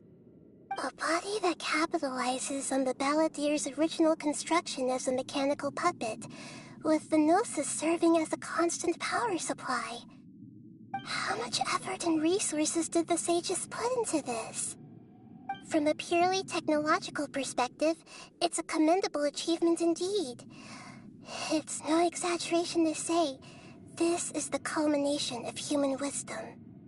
You sure are something! Dishing out compliments at a time like this? But I don't think he's reached the spiritual height of a god. So he's still the same old Balladeer on the inside? I'm not sure if that's a good or bad thing. Strife is engraved upon every god and every gnosis brought forth into this world. Can you feel it? The exhilaration of such power, and the thrill of anticipation for our contention. Nahida wouldn't feel the same things as you! Do you not realize that you are interrupting a conversation between gods? Lowly creature, know your place!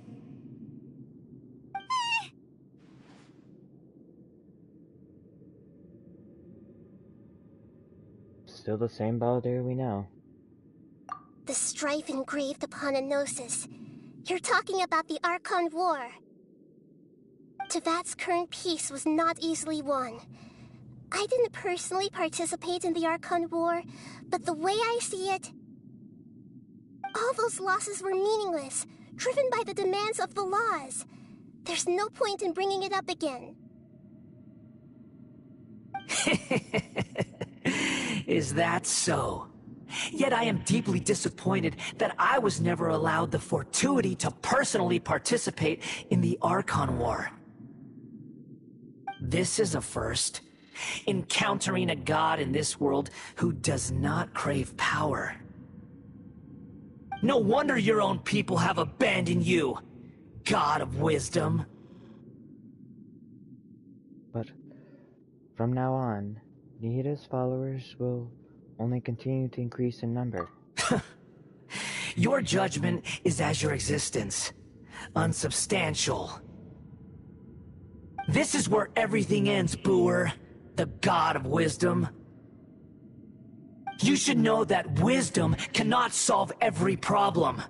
Like now, where your only option is to face me in combat.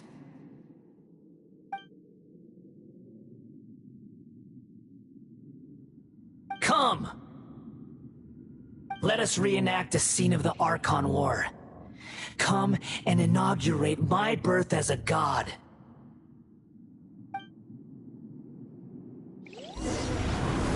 Churn! Time to act.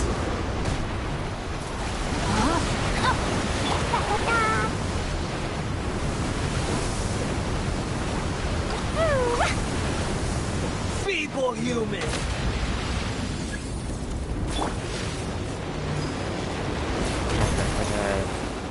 Get this thing. Dissipate!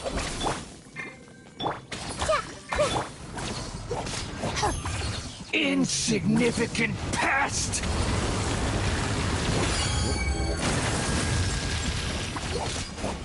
I think 7 pieces.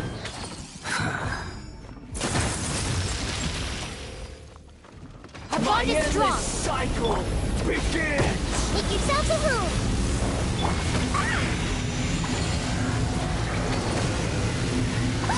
That really hurt! Woo! Sure! Rain outlines your fate.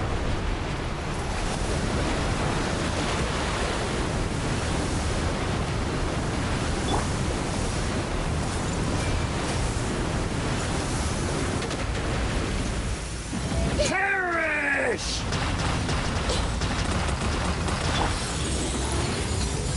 Get with me. Feeble human!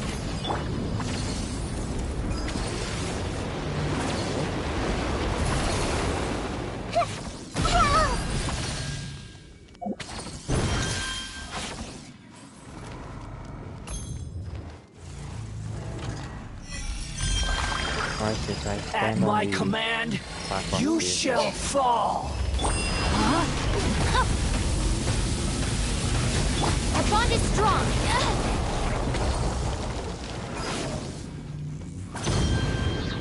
Insignificant pest! Boing, boing, boom! Pew!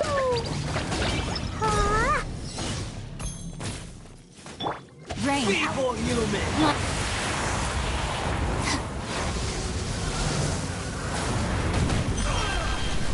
Okay. Why do you think this thing?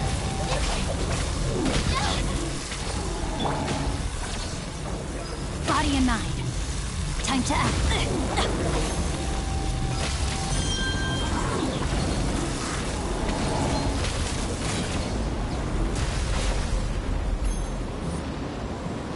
My endless cycle begins!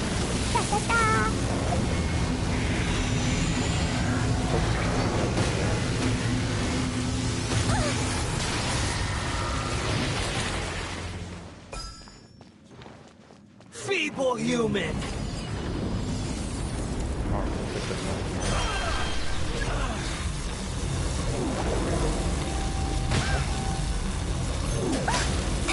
Stand with me.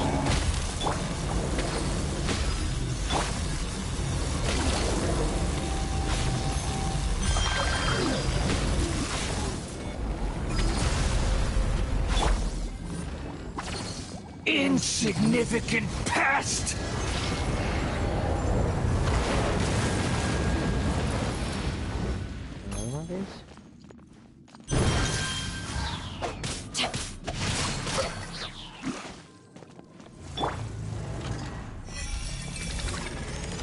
At my command, you shall fall!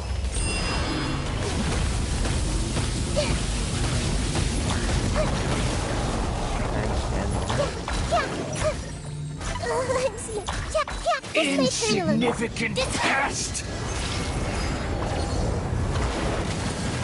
Looking for a fight?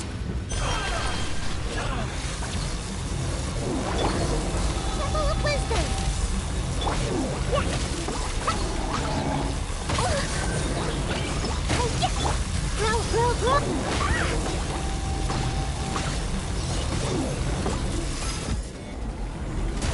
That really hurt! Stand with me. My endless cycle begins!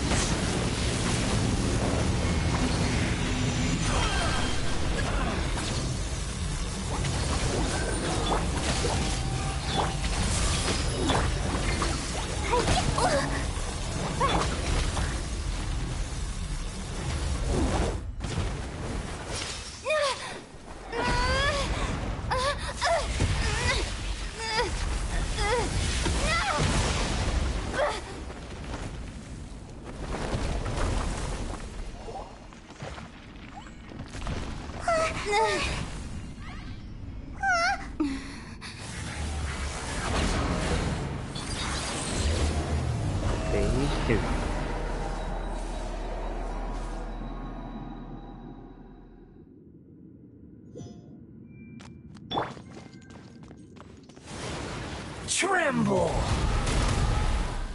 Body in 9. Body in 9. Rain outlines oblivion! Dumpty, dumpty, go! This way, Byrlul. Share my knowledge. Kneel!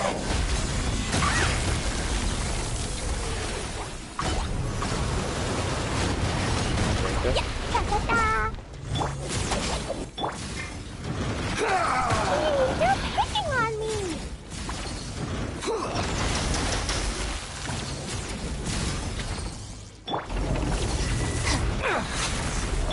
Community memory! Pew! Dumpty, dumpty, go!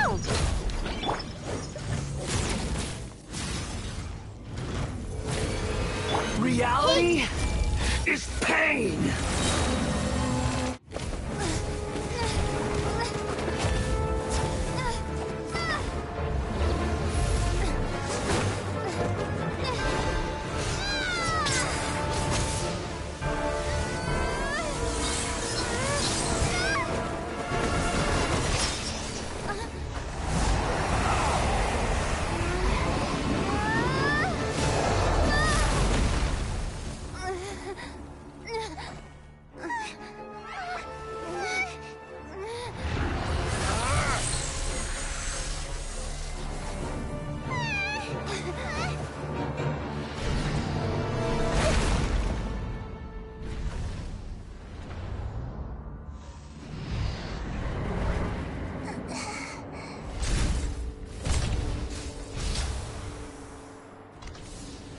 This is supposed to be a battle between gods, yet you choose to hide behind a mortal. And now, you're acting like you'd sacrifice yourself for a human. Are you having fun proving a false sense of heroism to yourself, Boor?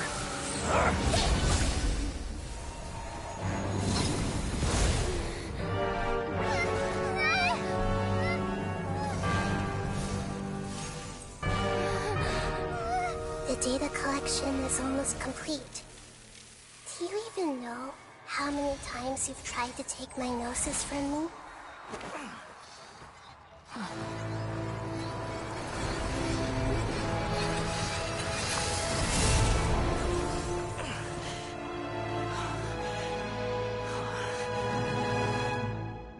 We just concluded the 168th loop. Oh, nice. Did you know that in the effort to create you, the people of Sumeru were forced to live through the exact same number of Sub-Zerus festivals and samsara cycles? The power of dreams. When did you use it on me?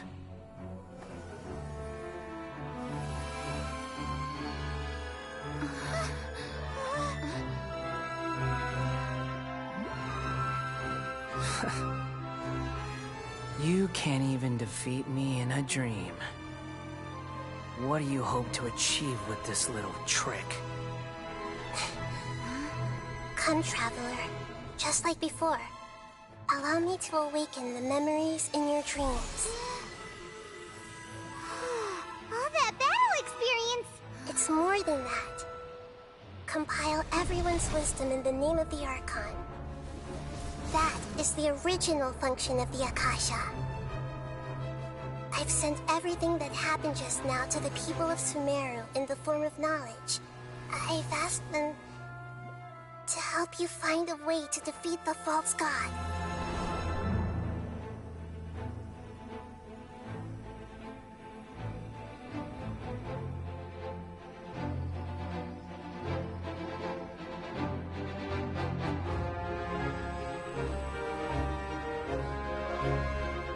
Now, all of Sumeru's wisdom is at your disposal. Meaningless tricks won't save you.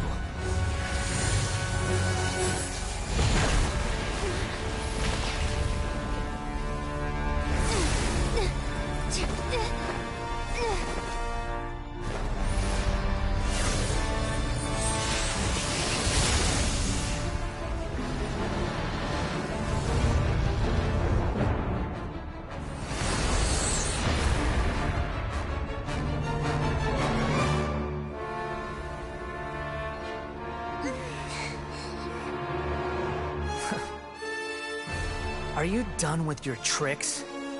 Can I finally take this as a real battle between gods? I'll leave this to you. The first sage of Byrlul.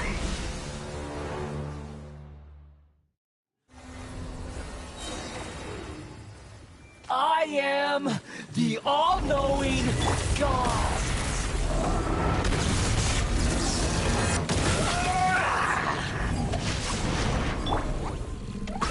Fine, boom! Dissipate!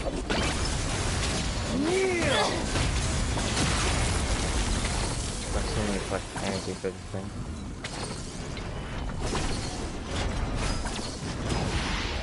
Burn to oblivion!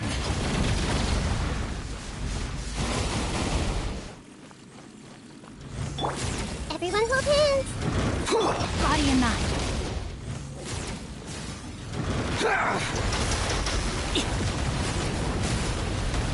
Stand with me! Kneel!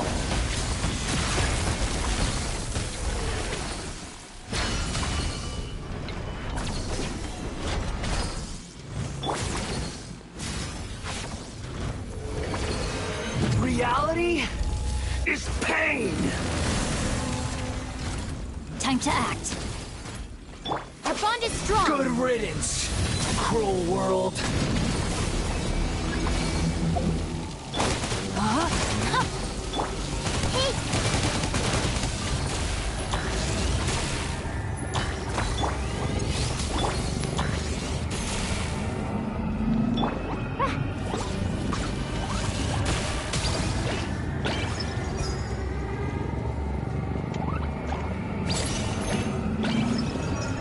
La la la.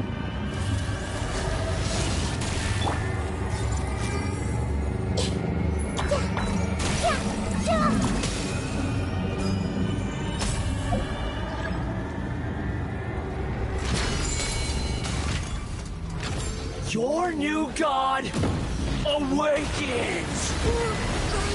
Lasts forever. Now, your eyes have been opened. Burn to oblivion!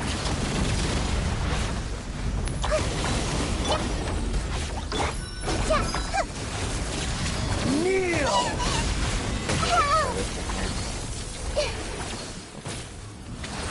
Grow! Rain outlines your... That really hurt! Dumpy! Our bond is strong.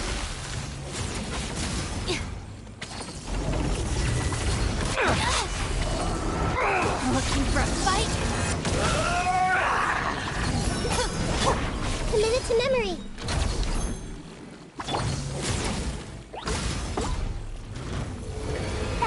Reality is pain! No, my sword!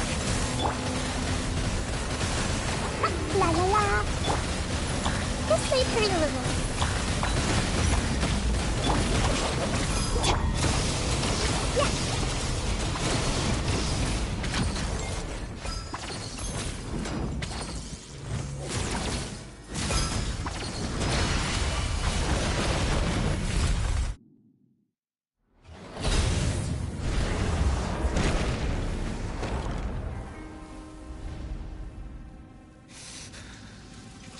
Humans. Filthy humans.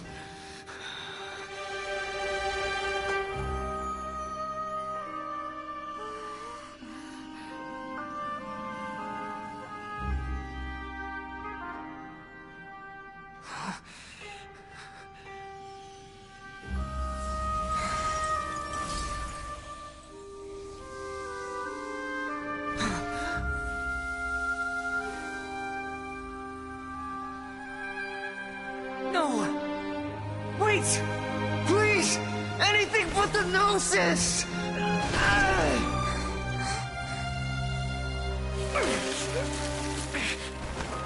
That's mine! Don't even try! I'll never go back!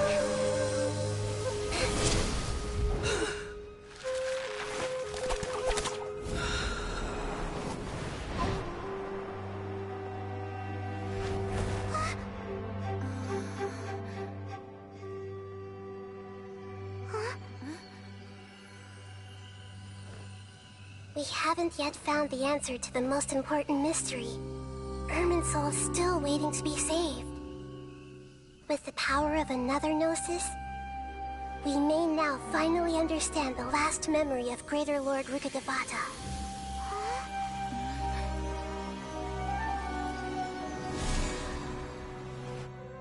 This is... That's right. This is the last memory of my predecessor.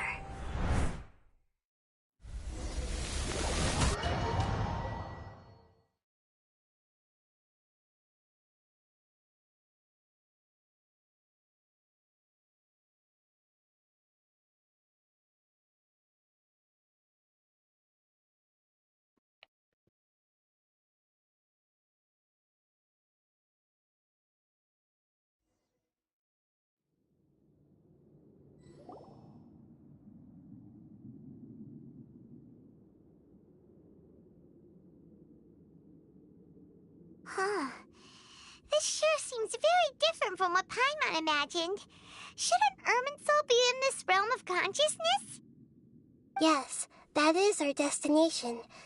But I didn't expect the remaining consciousness of Greater Lord Rukkhadevata to be as polluted as this. Polluted? Surely not. It must be due to forbidden knowledge. Forbidden knowledge? It seems you know about a concept that even I don't completely understand. Could you tell me what you know? Tell her about it, and what you've learned in the desert. Your inference seems logical enough. Forbidden knowledge once polluted the desert thousands of years ago, but was successfully repelled thanks to King Deshret's self-sacrifice, and Greater Lord Rukkhadevata nearly exhausting her power. Then, a second instance of forbidden knowledge pollution occurred during the Conria Cataclysm 500 years ago. But I'm afraid it is much more serious this time, with Irminsul itself already in danger. So, if we're in the remaining consciousness of Greater Lord Rukkhadevata, and it's also been affected by forbidden knowledge pollution, then does that mean, in order to save us, Greater Lord Rukkhadevata... Yes. It's very possible that she sacrificed her life in the fight against forbidden knowledge. She didn't completely eradicate forbidden knowledge, but if it weren't for her actions, the pollution would have been far more rampant over these past 500 years.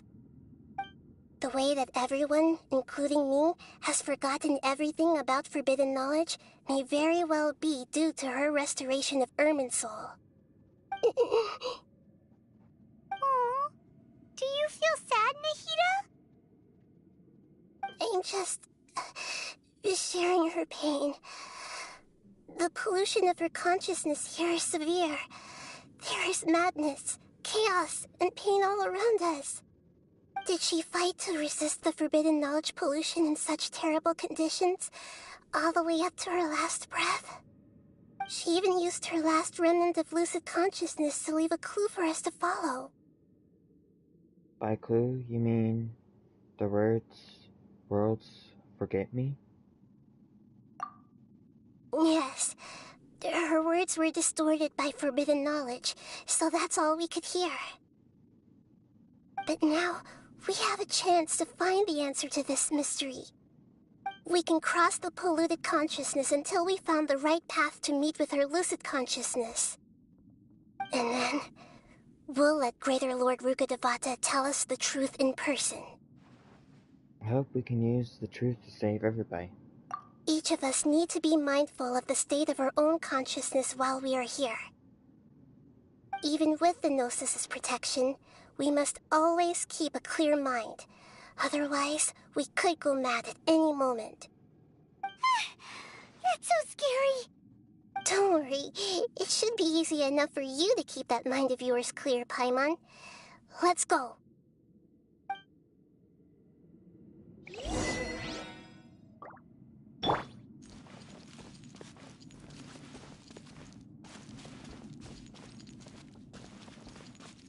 Are we in the air? And why is there a huge boat? That's the boat of consciousness, which symbolizes reason here. Its course is the direction our consciousness is traveling towards. If we lose control over our consciousness, we will fall into madness. So let's make sure the boat stays on course. Wow! What are these? The monsters seem to have been affected by them.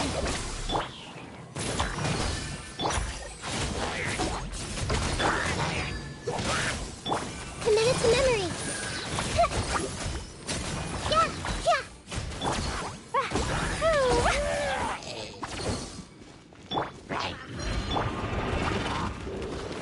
I see everything.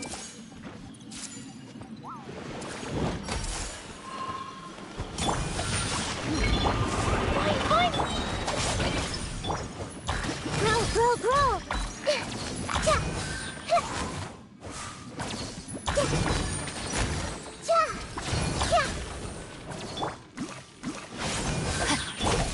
Jumpy dumpy dump!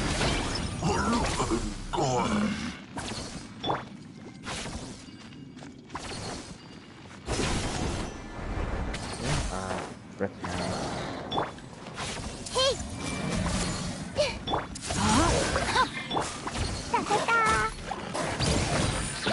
Woo! The Temple of Wisdom!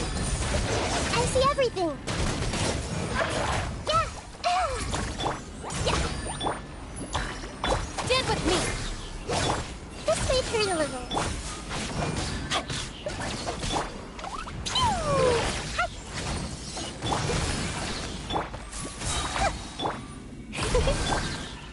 I'll settle this!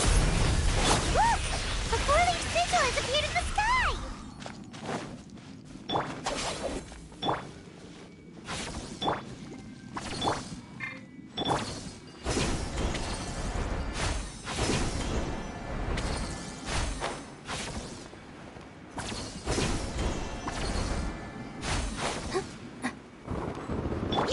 No, my sword!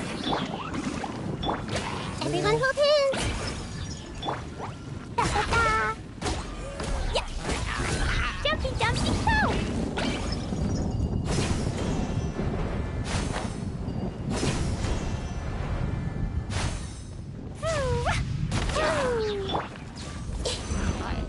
Share my knowledge!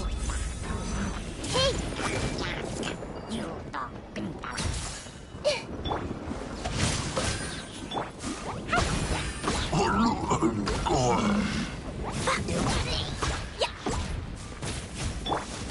I see everything! Witness the power of the one! The Temple of Wisdom!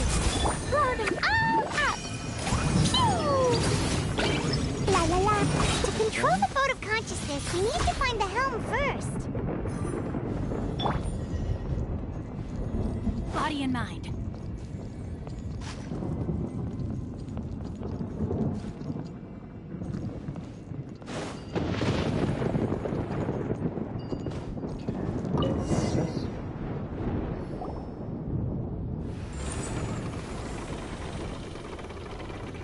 We changed direction.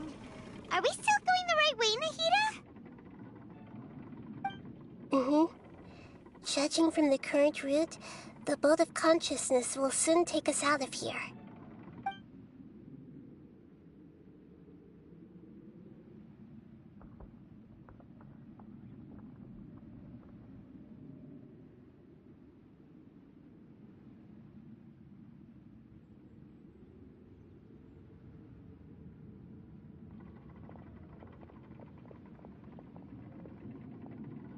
We'll be arriving at our destination soon. How are you feeling? Are your minds still intact? Some strange thoughts came from time to time, but I seem to be okay now. Huh? But everything's been completely normal for Paimon. Hopefully there won't be any more interruptions. This time, we should be able to meet Greater Lord Rukkhadevata. Are you saying you've never met Greater Lord Rukkhadevata before? No. It seems that my birth and her death took place at the same time. Otherwise, I think she would have given me a little more guidance, and I could have done a better job. Hey, you've done a great job, Nahida. Let's get out of this creepy place and go meet her.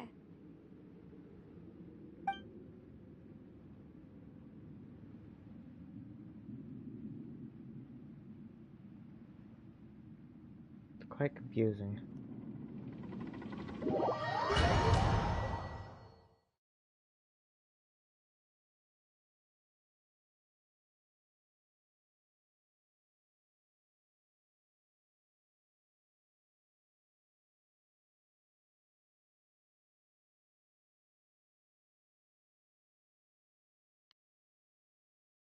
So, is this the place you were talking about?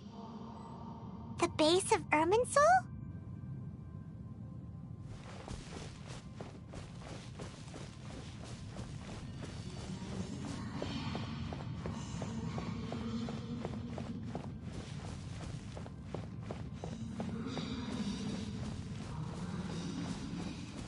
Alright, it looks really cool.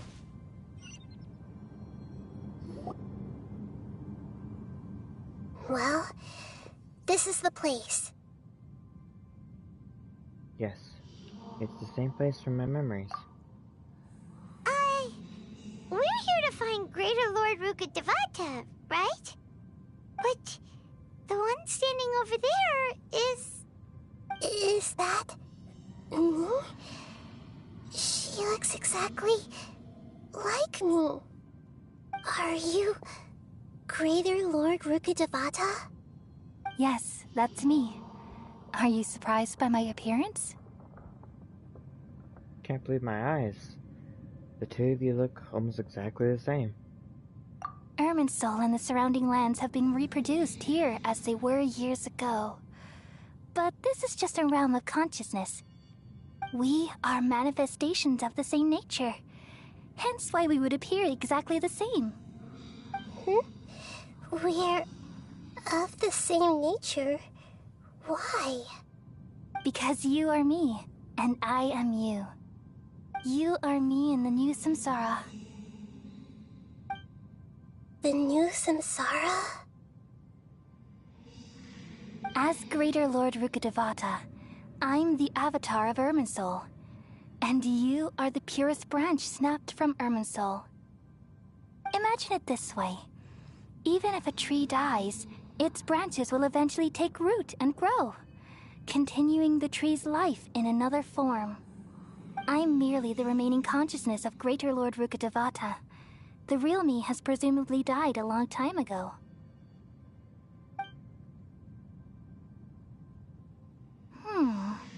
Judging from your appearance, I've probably been dead for 500 years. But you're finally here. My new self in the samsara. So this is the connection between you two? Lesser Lord Kusanali and Greater Lord Rukkhadevata? If this is true, then am I going to be a great Archon like you someday? Though we share the same nature, our fates are bound to be different. All things have their own fate. When a branch grows into a mature tree, it won't be the same as the original tree. That's why fate is the ultimate knowledge, isn't it? That's a great insight. Yes, very good. It's also precisely why you won't become like me. Really? But perhaps you may become an even greater Archon than I. I already see a determination in you that I didn't possess in my time, and the future that it leads you to will be yours alone. Along with the blessings from your past experiences. Don't worry. The growth of wisdom is like that of a plant. You only need to wait quietly for the flower to bloom. I have faith in Nahida too. She will definitely become a great Archon. Come to think of it, the sages never had the faintest inkling of the meaning of wisdom. Thank you. Nothing makes me happier than discovering that the Archon I always admired was in fact myself in another fate. It's so nice to speak with you, Greater Lord Rukkhadevata. I've always wanted to meet you. The feeling is mutual. From the moment I snapped the branch off Irminsul and created you, I've also looked forward to talking with you. Could you tell me why you wanted to create me? And what exactly happened when you died? Ah, I see. You're here seeking answers, right?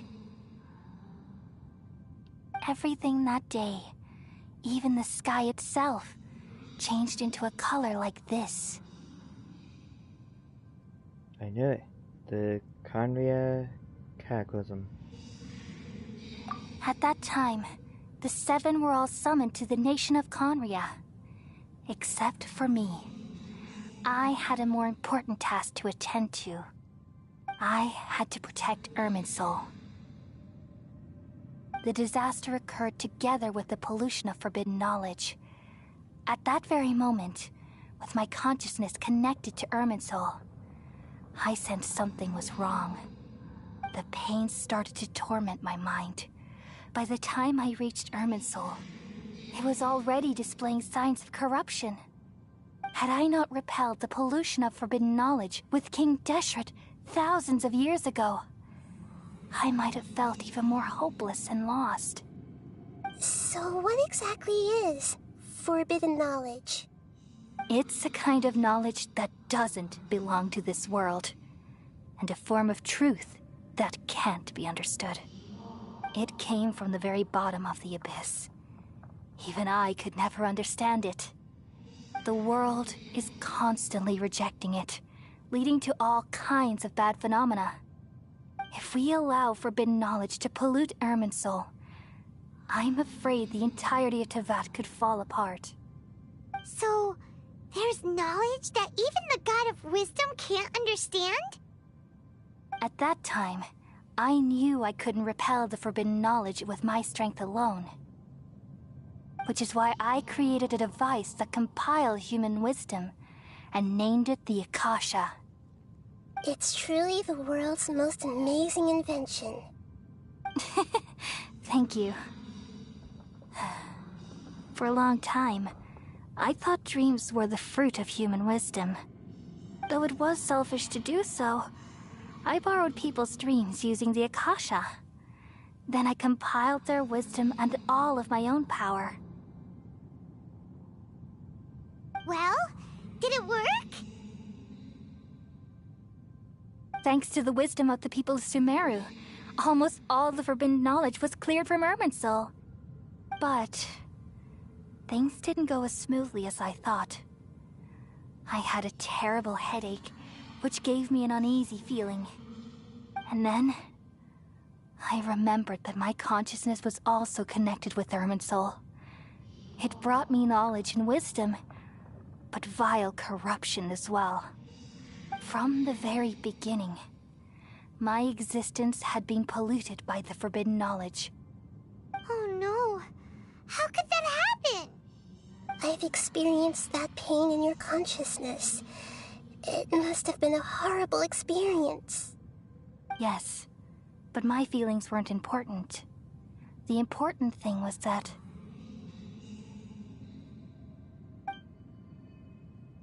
even if I died, my existence and everything related to me would continue to exist in Irminsul as memories and knowledge, meaning that the forbidden knowledge couldn't ever be permanently eradicated. And there's no way for me to eliminate myself. It would be a sort of paradox. So, I took the purest branch of Irminsul as my incarnation in the next samsara, and left a trail of clues, all in hopes that you would come here and remove me and my pollution from Irminsul forever. Wait, no, I can't. So you realize what that implies. You are very smart indeed. Irminsul has all the knowledge and memories of this world. And as you've realized just now, removing me from Irminsul means I essentially will never have existed in this world. But This is the only way to save Irminsul. People love you so much, and they've missed you so much over the past 500 years. I am exactly the same. So how can we just forget you like this? Is there really no other way?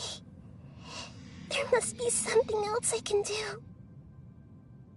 You're the god of wisdom, Booer. You should know that there is no other way. But this is so cruel. I don't want to forget you. No need to feel so sad, Booer. As someone who delights in wisdom, you should feel joy at finally finding the answer. These are the words in their entirety. The answer you've been seeking all along. Let the world completely forget me.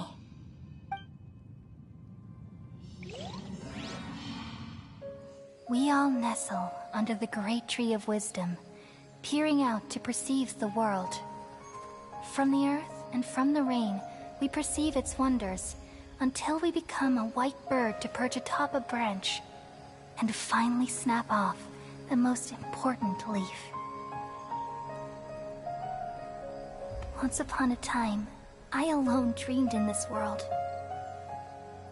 In my dreams, everybody would also dream after they fell asleep. Wild and wonderful thoughts would emerge from their minds. Some tumbled to the ground, and others floated to the sky, connecting all things in the world into one dazzling net. Among a plethora of worlds were numerous smaller worlds, all of fate, finding within the tapestry their brilliant glow. I gradually understood that these indescribable and constantly changing things are the most profound things in the world. Only they can completely repel the madness. Only dreams can awaken consciousness from the deepest darkness.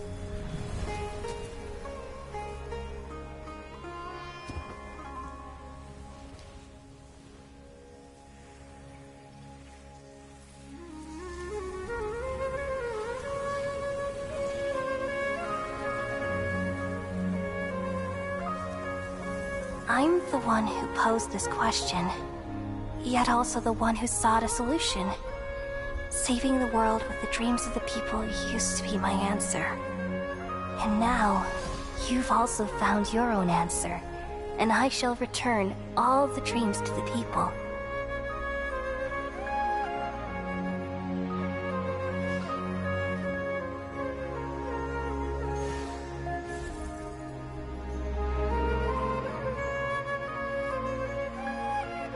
Goodbye, people of Sumeru.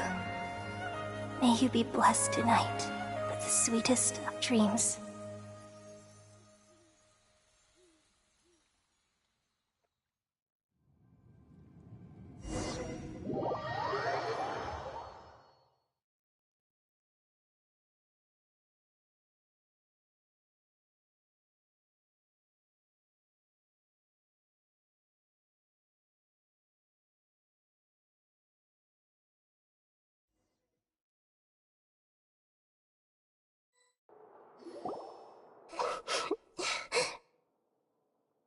Nahida, are you alright?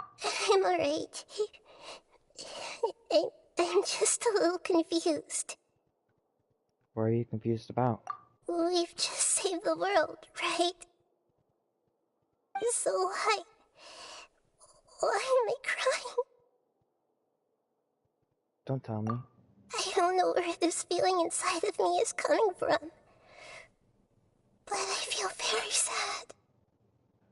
Do you still remember what happened just now? Just now, we used the power of two gnosis to successfully connect with the Irminsul consciousness from 500 years ago.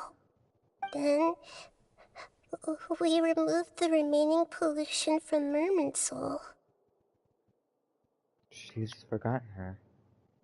Did I manage to remember because I'm not from this world? Yeah, what's wrong? Weren't you there just now?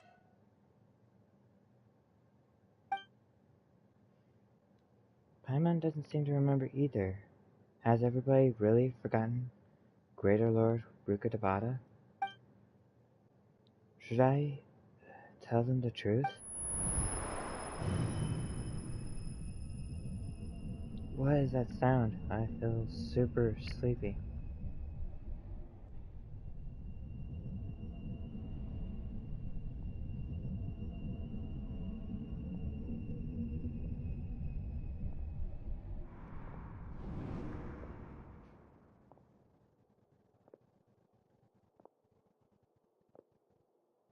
Huh? That sound. Traveler! Paimon! I've been waiting here far too long. But finally I have the chance to be alone with you. All the precious time I wasted has finally paid off. The doctor! What have you done? Just a type of sound wave that can quickly put defenseless people into a dream. As I expected, it doesn't have any effect on gods. This is the only thing of interest I found among the sage's research. I thought I'd take it for a little spin. Don't worry. I know you would never forgive me if I actually killed them. I'm here to negotiate with you. Naturally, I won't do anything dangerous that could potentially damage our relationship. Negotiate with me? I heard you had already left Sumeru. Why are you here again now? I left Sumeru, but I also stayed in Sumeru. Even the God of Wisdom is restricted by the habits of cognition. How disappointing. You mean there are many different versions of you in this world? An astute guess. Even the same individual will have different cognitions at different ages. A long time ago, I made a major decision in hopes of preserving all my perspectives of how I observed the world. Observation is the first step of any experiment, but observing the current world doesn't satisfy me. It lacks an important dimension, that of time. So I saved segments of all my ages and made them into independent individuals. That's all there is to it. Indulge me. How does the God of Wisdom find my method of seeking knowledge? It's an insult to the very concept of life. Life inherently has many rules and restrictions, each with its own significance and reason to exist. They can't be broken on a whim. Good. Amazing, even. Indeed, it's difficult for humans to make peace with themselves, not to mention oneself from a different period. Since you were in the academia, why wait until now to show up? You could very well have stopped us and helped that fake god. Simple. Let me ask you this. Would any staff member ever help the subject in the middle of an experiment? It was my experiment. So why should I interfere with the results? The academia saw the plan to create a god as their ultimate goal, yet you only saw it as an ordinary experiment. You really are crazy. If the experiment succeeded, you would have had a new god on your hands. How would you have faced your own god then? Would you still take the same stance? Would you still hold the same view of yourself? I'm first and foremost a scholar. These results should be left to the judgment of the hypothetical me confronted with that outcome. But you're right. And that's exactly why I'm disappointed with the conclusion of this experiment. As an individual, you don't have any sense of belonging. You seem to have even fewer convictions than a typical scholar. Oh no, I certainly have my own convictions. They just don't fit your standards, that's all. All right, that's enough conversation for today. The experiment is over, and it's time to tidy up the equipment and reclaim any useful materials. For example, the Gnosis. Lesser Lord Kusanali, you're an intelligent Archon. I'm sure you understand the disparity in our combat abilities at this time. Besides, you have no way to use that electro-gnosis in battle. Didn't you say you were here to negotiate with me? Somehow, it's starting to seem like you intend to take it by force now. I'm merely stating a fact. After all, I'm also a scholar. Naturally, I hope to show proper respect and dignity to the God of Wisdom. Your hypocrisy is built on absolute confidence. I understand your scheme, but... what if I were to destroy the Gnosis now and awaken the heavenly principles? Awaken the heavenly principles? Do you think that's really possible? The heavenly principles have been silent for many years, but the Gnosis are symbols of their control over Tevat and all the laws. Will the destruction of a Gnosis attract the attention of the heavenly principles? And if so, how do the Fatui plan to deal with the consequences? Do you dare to gamble such a possibility with me? Gamble? How surprising. I thought you would show evidence or use rigorous reasoning to prove your point. The word gamble is the last thing I expected to hear from the God of Wisdom. But this is a clever move. You must have seen through me when I first captured your consciousness. As a scholar, I respect all possibilities. This has always been my principle and is an essential trait as an experimenter. Indeed, I can't ignore this possibility. So tell me then, what are your conditions? This foreign Gnosis will only lead to disaster if it stays in Sumeru. But this electro-gnosis is the prize I obtained after defeating one of your fellow Harbingers. Now, as the one who initiated this cascade of events, shouldn't you pay the corresponding price? Price? Interesting. What price would you have me pay?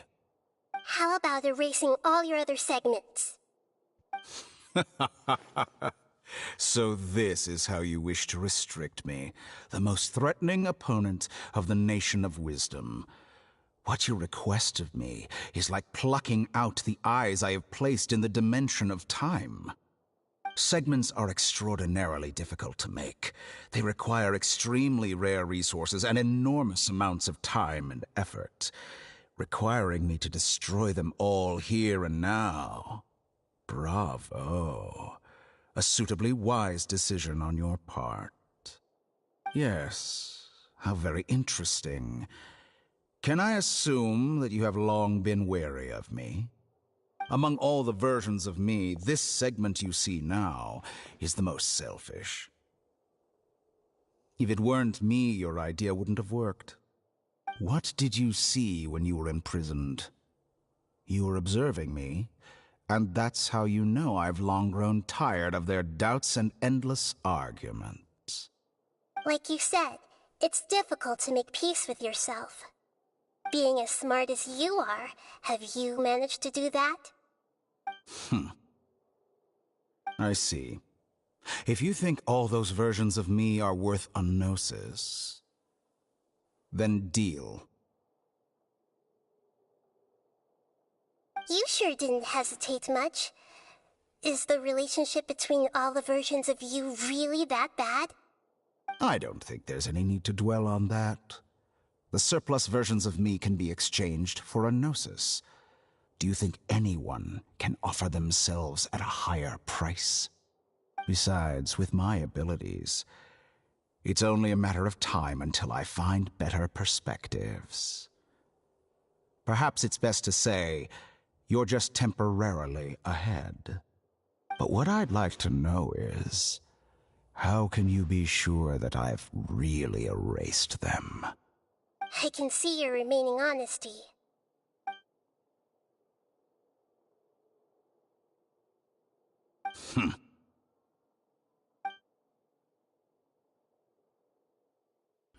What a ridiculous decision!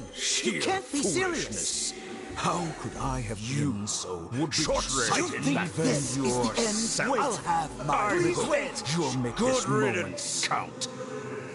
You will regret this!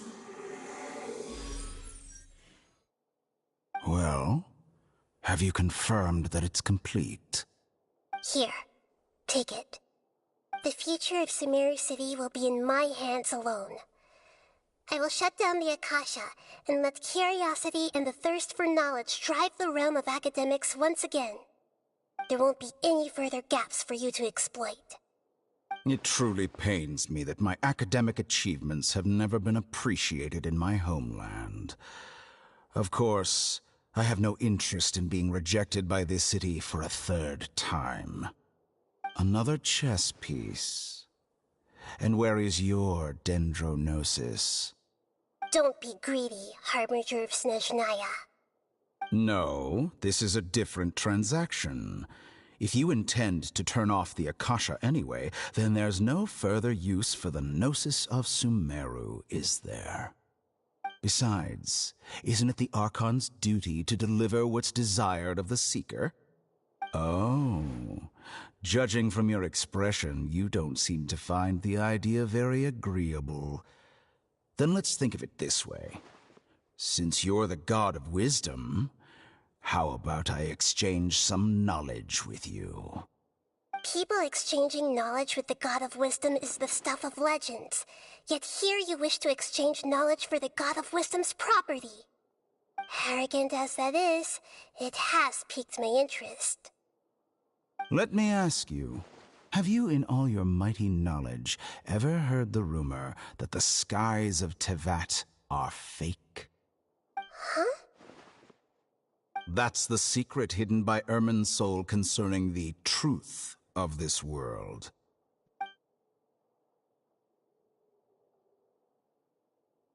Once I finish telling you about this, it will be time for me to say goodbye. With negotiations, we've all gotten what we wanted. I'm very glad I got to meet you like this. Your arrogance may know no bounds, and convictions may mean nothing to you. But I'll still listen to what you have to say.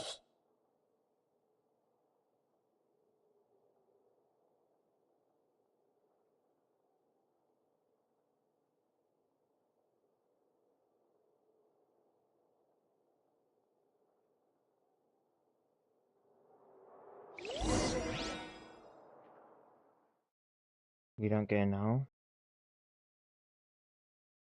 Again?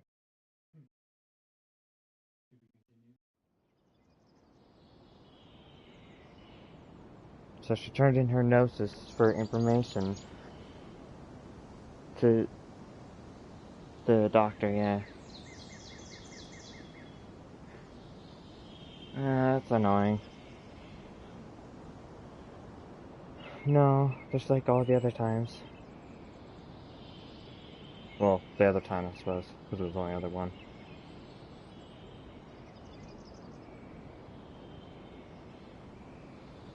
For when Zhongli turned in his.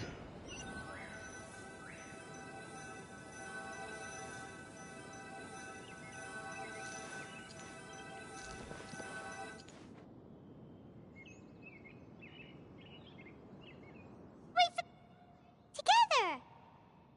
Okay. Wake her up.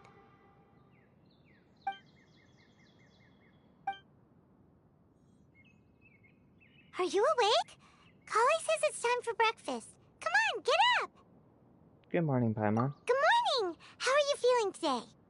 Pretty good. Good to hear. It looks like we've recovered pretty well. Not even Tainari could stop us from going out now, right? That's right.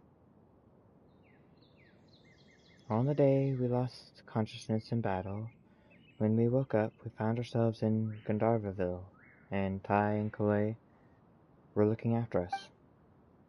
I heard that it was Sina who brought us here. Tai complained that Sina was always sending people to him, but he has taken great care of us. After completely exhausting ourselves, we had a good rest here. After a few days, we finally recovered enough to be able to go back out. From what Ty and Kalei said, the Akasha has been turned off completely, and the people of Samara will no longer rely on it.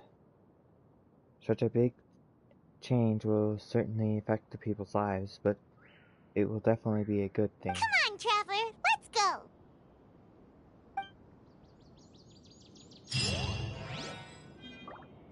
Sure, the girl must be leaving.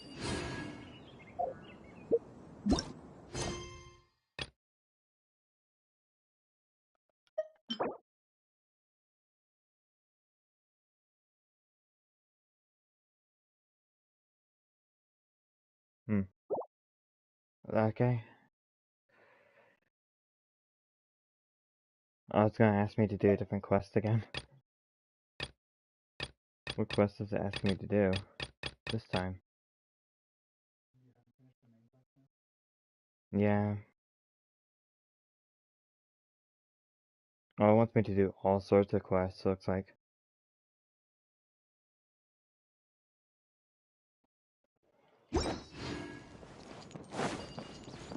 Okay. Well, that was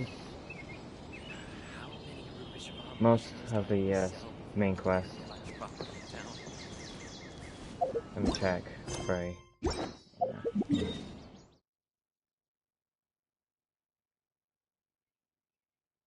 It doesn't look like the boss fight has appeared yet.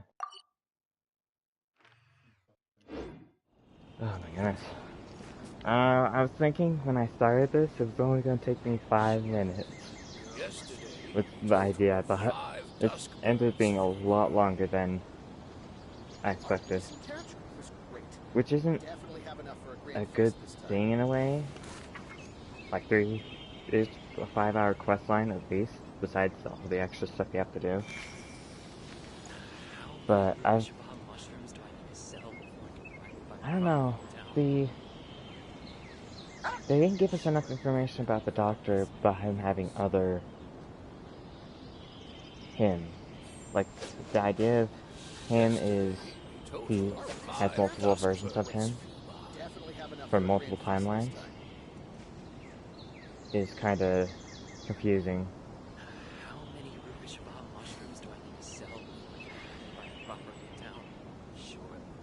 And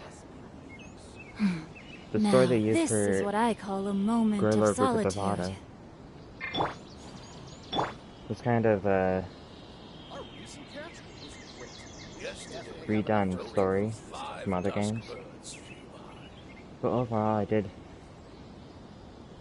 like the quest.